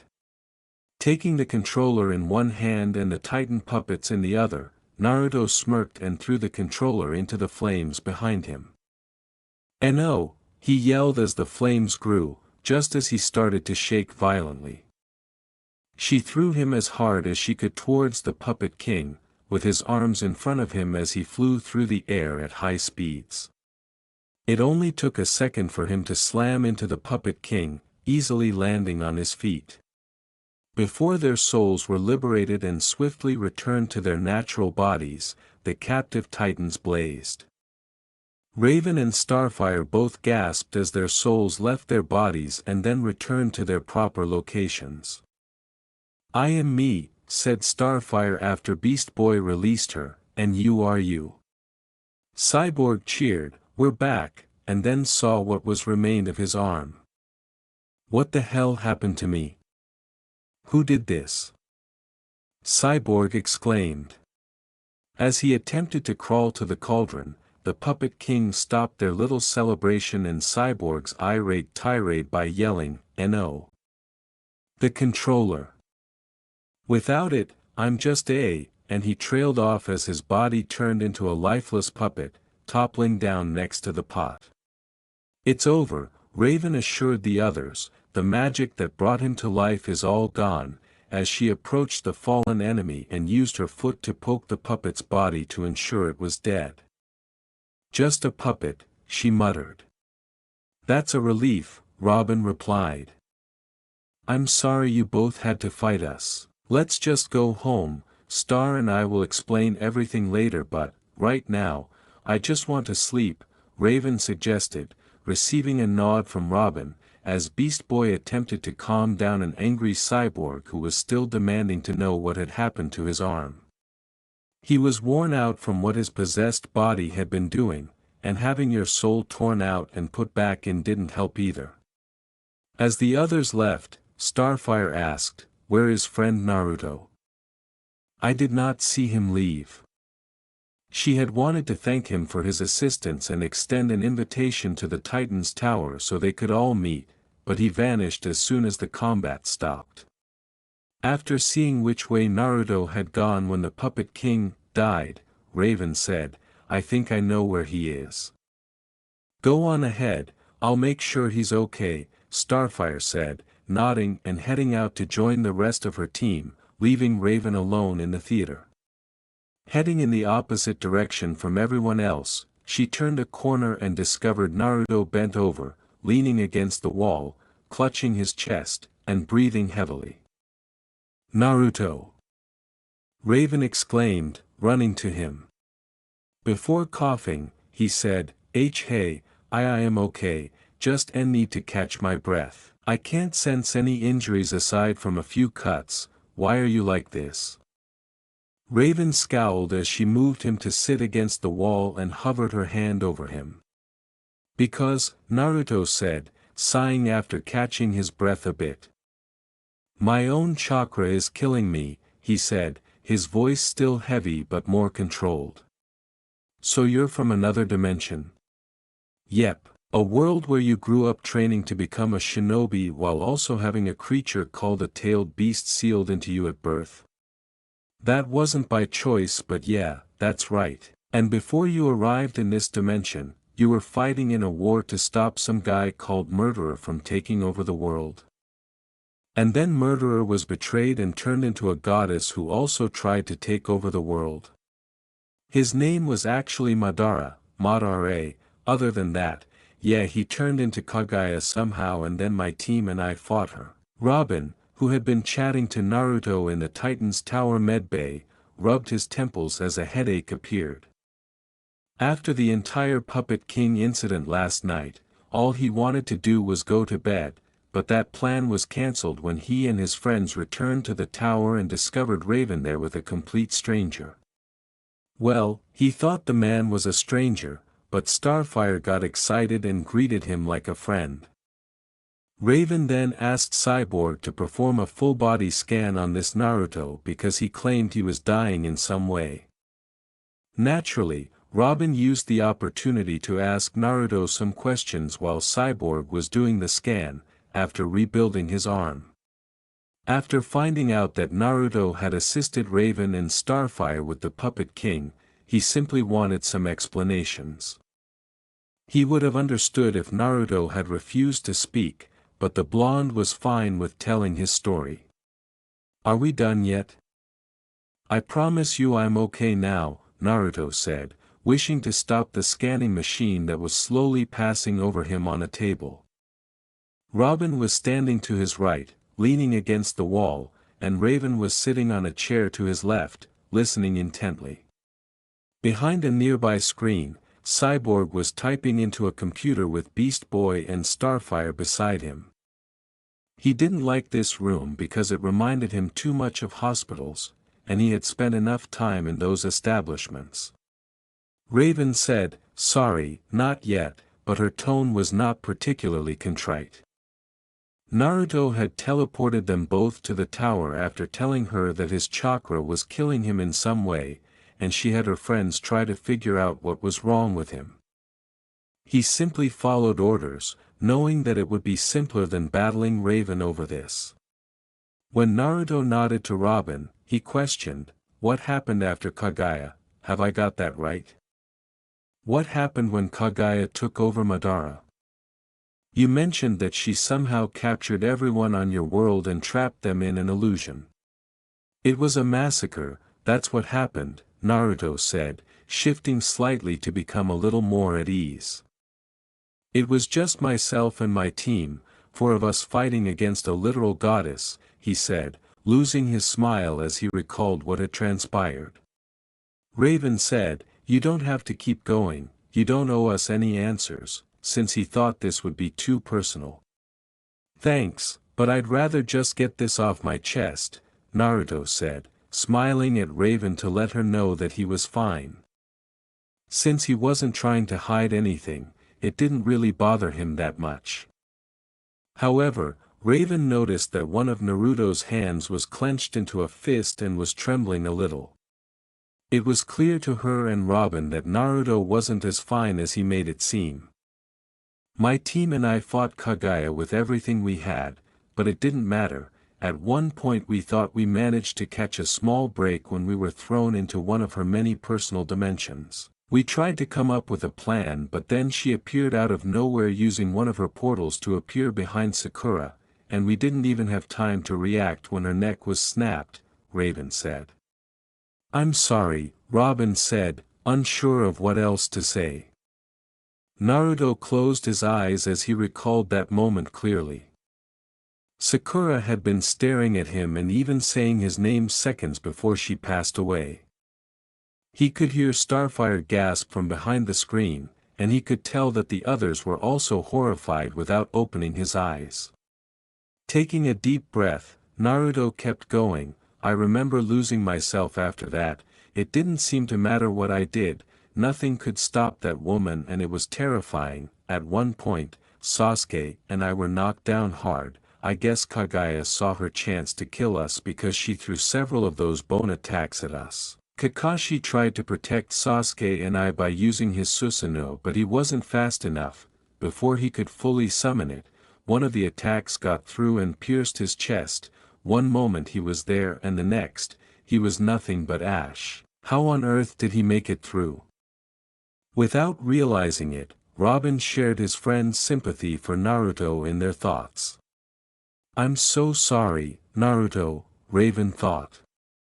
Because she was an empath, she was able to sense his feelings and could see how devastated he was. By that point, it was too late, Naruto said with a sigh of relief. The people trapped in the God Tree were dying. Kaguya was rapidly taking all their chakra away to fuel her own power, killing them in the process. Every second wasted was another life lost, so Sasuke and I knew we had to try and end the fight quickly, even if it killed us. Eventually we managed to catch her and used the sealing technique that Old Man Sage taught us, sealing her back into the moon. What happened next?" Robin asked quietly after a period of silence. Naruto had never been fond of the moon after that fight. He understood that the moon in this reality was different from his own, but it still served as a reminder of his failure every night. I honestly don't know, Naruto replied with honesty. After the sealing had begun, Kaguya did everything she could to get away. She even tried to summon her portals but nothing was working as her chakra was being sealed away. I think that, when she tried to create her portals, something went wrong. I don't even know how it happened but I fell through one of those portals. Next thing I knew, I woke up in a crater in the middle of a place called Edinburgh in Scotland 2 years ago. That's when you started traveling around, wasn't it? Raven questioned, recalling that Naruto claimed to have journeyed around after learning how to brew excellent teas and coffees. Once more, everyone fell silent as they pondered Naruto's story. Nobody even noticed that the scanning machine was finished. Nodding, Naruto laughed. Yeah, after I spent a few days in a hospital I started looking around the world to try and find a way home. I even came across a few heroes and villains but no one could help me. I also discovered that, for some reason, my own chakra is killing me somehow and I can't figure out why. The only thing I managed to figure out is that it takes a toll on my body if I use my chakra. Well, apart from the fact that you are perfectly healthy, I can't see anything that might be killing you, Cyborg typed as he glanced back at the computer, recalling why Naruto had been scanned in the first place. Although he didn't expect they would find anything, Naruto replied, well, it was worth a shot, as he stood up from the table and stretched his back with a few pops. You guys got any food? I'm starving, he added. In addition to being concerned about Naruto's abrupt mood shift, he was depressingly sad just a moment ago and now he's happy again.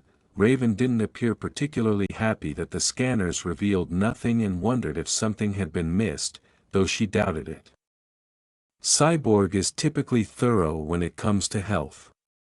Robin, meanwhile, nodded in response to Naruto's request. Yeah, we have a kitchen, come on, we'll show you. Naruto now slowed his pace as he was making his way down a hallway toward the communications room, falling back to Raven, who appeared to be lost in meditation. You all right? He inquired softly, jolting the dark girl out of her reverie. Raven responded, I should be asking you that, peering at Naruto from behind her hood. I can feel your emotions so I know that you're not okay, Raven continued. I'll be alright, so don't worry, Naruto remarked, gazing around at some of the doors they passed. Don't suppose your room's here, he said, his smile never leaving his face. You'll never know, Raven stated in a tough tone, causing Naruto to snicker at her. Raven's room was private and she never let her friends in. There was a huge TV, a huge couch in the center of the room, and a large kitchen in the corner that was fully stocked. This is better than my apartment, he said, as he walked over to the kitchen. Naruto whistled at the view the tower provided, as he could see almost all of Jump City from here, even at night. Before anyone could respond, Naruto began searching the drawers and cabinets, clearly looking for specific items and ingredients. Raven asked, what are you doing, as Beast Boy and Cyborg approached the couch. Starfire and Robin trailed behind Raven, curious to find out what the blonde was doing. Naruto said, making ramen, without turning to face him. Now, where's the pot? Aha. Found it. Starfire asked Robin in a low voice, what is ramen, since she had never heard of it before. It's a Japanese noodle dish, Robin replied as he and Starfire left to join their friends on the couch. I've had it a few times, but only the instant stuff and it was okay, she said, grateful Naruto didn't hear that question because he would have gone on a lengthy tirade about the glory of ramen. Raven, who had only known the blonde for a few weeks, stayed in the kitchen area and watched Naruto start cooking. She thought it strange to see him so focused on something, so she used her powers to boil the kettle and pour herself a drink. She then sat down at the kitchen table and watched as the blonde worked. It was difficult to believe that someone as happy as him could have experienced such horror and come out like this. And then there was the creature that had been sealed with Naruto since birth. As Raven sipped her drink, she thought, it certainly explains the energy I felt, but it doesn't explain why my powers reacted to his like that. They are completely different. Why are you staring at me like that? Raven was startled out of her reverie when she noticed Naruto smiling and raising an eyebrow at her. I wasn't staring, Raven protested, blushing slightly in embarrassment. I was deep in thought. Naruto laughed at her reaction and resumed his cooking, saying, actually, I was thinking about what you said, about your tenant. Raven watched intently as Naruto paused his work for a moment before asking, can you still use its power? With a scowl, Naruto nodded. No, for some reason I haven't been able to use it since I got here. I used to be able to meditate and take myself into my own mindscape, but I don't know, it's like there's a door between me and the seal, and the door's locked tight. I haven't been able to summon Kurama's chakra and I haven't heard from it either. I am sorry, Raven said, observing that Naruto was clenching his trembling fist once more in an attempt to hide his feelings. Raven reached over and gently placed her hand on top of Naruto's, relieved to feel his tremor slow to a stop. Raven actually flinched a little after Naruto spoke, sensing how sad he was. The man had truly lost everything and everyone, including the one being that had been with him since birth.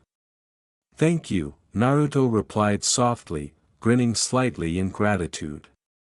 Raven used her powers to try to determine what was wrong with Naruto's chakra while she had her hand on him. She could tell it was strong and had a very calm feeling about it, but she was unable to sense anything wrong with it. When she realized it was quiet, Raven blinked and turned to face her friends, her eyes widening as she saw them all smiling and staring at her and Naruto. Keeping hands, Raven calmly withdrew her hand from Naruto and glared at her friends.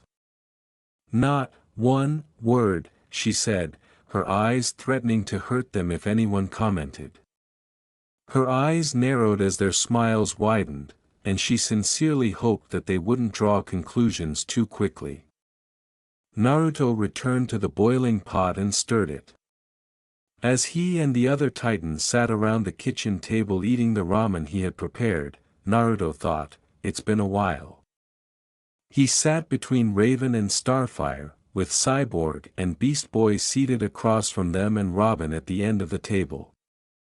I can't remember the last time I sat with friends and had fun, he thought, realizing that it had been a while since the Fourth Shinobi War. Naruto was just finishing up his story about some of his D-rank missions when they exchanged stories. And then we cornered the enemy. She's fought back, nearly taking my eyes out as we captured her and brought her back, he said, describing the Titans' adventures and their victories over villains. Dude, laughed Beast Boy, it's just a cat. They all laughed at his exaggeration, though Naruto pouted because they didn't seem to believe him. Even Raven smiled at his stories. She was a demon. A demon, I tell you. Naruto shuddered. He still had the random nightmare of that cat, and from what he remembered, many other Konoha shinobi had the same nightmares. I'm pretty sure there was a bet going on with the more senior shinobi on how long it will take for someone to snap and kill the creature, he said. This stuff is good, better than the instant stuff I had before, Robin said after sampling some of his noodles. It took me a while to get it right, Naruto explained, but the stuff back home was much better than what I can do, Ichiraku's made it perfectly. Naruto still had a scroll full of the material, but he had no way to access it without possibly killing himself. The scroll simply sat there in his apartment, mocking him. Raven, who was eating more of her noodles, thought Naruto's remark was unbelievable. If his food and drinks were any indication, Naruto was an expert in the kitchen. Beast Boy and Cyborg were gorging on their ramen quickly, Robin savored his slowly, and Starfire loved hers as well, though she did ask if she could add mustard, which confused Naruto a little. It was almost 4 in the morning when Naruto realized that he had to open his shop in a few hours. "It's been fun, but I'm gonna head home, guys," he said, yawning, finally feeling exhausted from everything that had happened today. Even the Titans were displaying signs of exhaustion, and filling their bellies with delicious food didn't help. "Need to get some sleep, I think you guys need it too," he said. Like a group of kids, the Titans complained that they weren't tired, even though it was clear that they were. Raven proposed, "I'll teleport to your apartment," and after observing that the others nodded, they all bid Naruto farewell, though Starfire gave him another hug, this time using her Tamaranian strength, and Naruto nearly felt his back snap from the gesture. Cyborg and Beast Boy then followed her, bidding good night. After shaking Naruto's hand and saying, "You saved us from the Puppet King, so feel free to come visit whenever you want, doors always open to you," Robin startled Raven. Thanks," Naruto said, astonished by the generous offer as well. He wondered if he would receive one of their communicators. "You guys can come by my shop too, if you like," he said cheerfully, before adding, "Just make sure you guys come disguised, don't need reporters and paparazzi annoying my regulars." Raven nodded at this without Naruto or Robin noticing. She thought of herself as one of his regulars and would hate to see someone taking pictures of her while she attempted to enjoy a cup of tea. After Robin agreed, he also went to bed. "Now to your apartment," Raven said, turning to Naruto. She raised her palm, and Naruto watched with curiosity as her magic engulfed them both before vanishing, revealing that they were only a short distance from his apartment. "That's cool," Naruto said, whistling in admiration. To be honest, teleporting was really helpful, especially when she needed to get something to eat without her friends noticing her in the kitchen. With a quick teleport, she could get her snacks in a matter of seconds without anyone noticing. "Hey, thanks again for your help tonight," she said as she lowered her hood. "It does come in handy," Raven said as if it were nothing. He opened the door, grinned at Raven again, and said, "No problem," laughing. "I always help my friends when I can, whether it's just a quick conversation or preventing a supervillain from killing innocent heroes. So, am I seeing you at my shop tomorrow? Or later today, I should say," he asked. "I'd imagine so, as long as no one else threatens the city," she responded, preparing her teleporting spell without even having to think about it. They laughed briefly as Raven began to slowly sink into the ground. "Good night," she whispered, her smile still intact. "Good night, Raven," Naruto also replied after returning it. After she left, he went to his apartment and locked the door. Too exhausted to change, he went to his bed and collapsed on it, yawning and nestling into his pillow. He soon fell asleep with a faint snore. Naruto slept soundly for the first time in a long time, even though he only slept for a few hours. He had no nightmares or anything, just a feeling that he had a dream, but he couldn't recall it, even though he was positive that he had seen the color purple for some reason. In fact, the peaceful night helped him feel happy the next day. "There you go," he remarked, "please enjoy," as he finished pouring a customer's drink and handed it to them. The customer said, "Thanks," before taking their drink and joining their pal at a table. A voice next to Naruto asked, "What's got you in a good mood?" Naruto turned to see his co-worker Max, a teenager who assisted at the Fallen Leaf. He had only been working there for a few months, but he was enjoying it so far because the pay was good and it allowed him to study in his free time. He has short black hair and wears a blue hoodie underneath the apron Naruto got him. Don't know what you're talking about, Naruto replied, cleaning the espresso machine. You were humming when you opened up, Max said. Plus you haven't stopped smiling either, and it's starting to freak me out. Naruto said, I had a good night, that's all, clearly not wanting to reveal the truth. You'd be amazed what a good night's sleep can do. What about you? How was your night? Max complained, too busy finishing homework. If I don't get a B on my next test, my mom said she was gonna ban me from my games until I get my grades up, as he placed some dirty mugs and glasses on a tray and brought it back over to be cleaned. Hey, I need to go pick some stuff for the shop before I forget. Will you be okay looking after things for a little while? Naruto said, laughing at his employee's complaints as he looked at the clock. Max waved him away and said, yeah, but he made sure to return before his girlfriend arrived. The counter helped Naruto steady himself after he stumbled over his own feet. Naruto snapped his head around and looked at Max in confusion, asking, girlfriend? What are you talking about? Max grinned broadly as he said, the girl that wears a hood and sits by the corner, reading and not talking to anyone but you, adding, also known as Raven of the Teen Titans.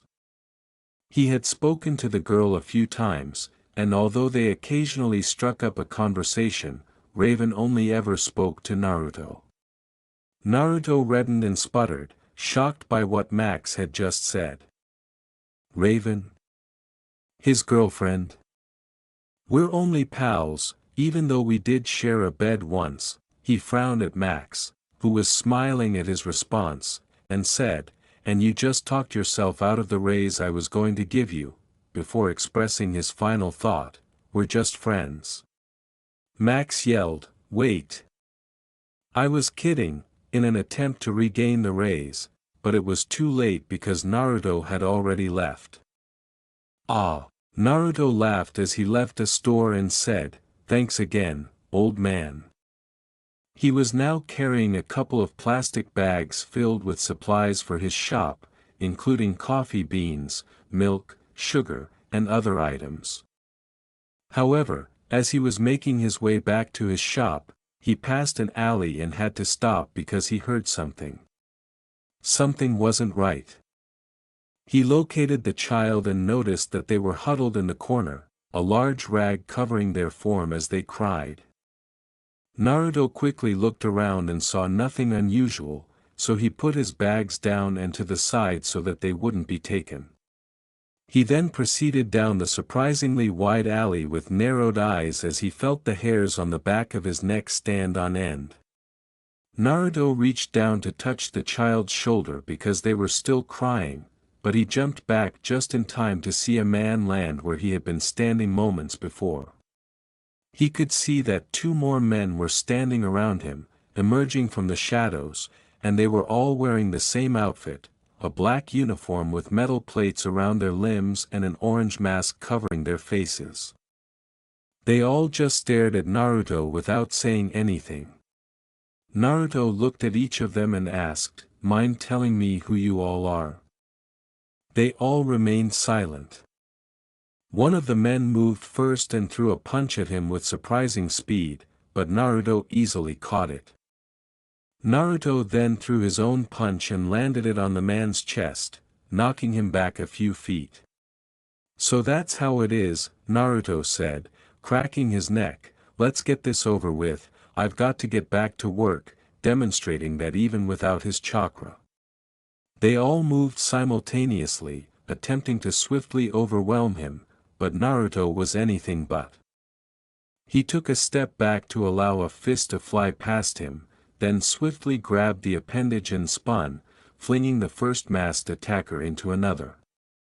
Using the momentum, Naruto backhanded the other attacker in the jaw as they lunged at him. Surprisingly, the person was not launched away as Naruto had intended, but instead took the hit. They then ducked down and attempted to sweep Naruto off his feet, but he leaped over the leg. The second attacker came from behind and delivered multiple blows to Naruto's back, causing him to grunt in agony. However, he threw back an elbow that struck the victim's head to free them, and Naruto then grabbed the victim's arms in front of him and held them tightly as he leaped to plant his feet in their chest. The first attacker returned with a barrage of punches that forced Naruto to back up while blocking. Imagine how shocked Naruto was when one of his arms tore off, exposing metal and wires. "What?" he exclaimed, looking at the limb, and then turning to see the person standing up again as if the wound had not affected them. "You're all robots," he realized with narrowed eyes. "Who sent you?" he demanded, but they still wouldn't respond. They simply looked at one another before running to the walls and easily scaling them up.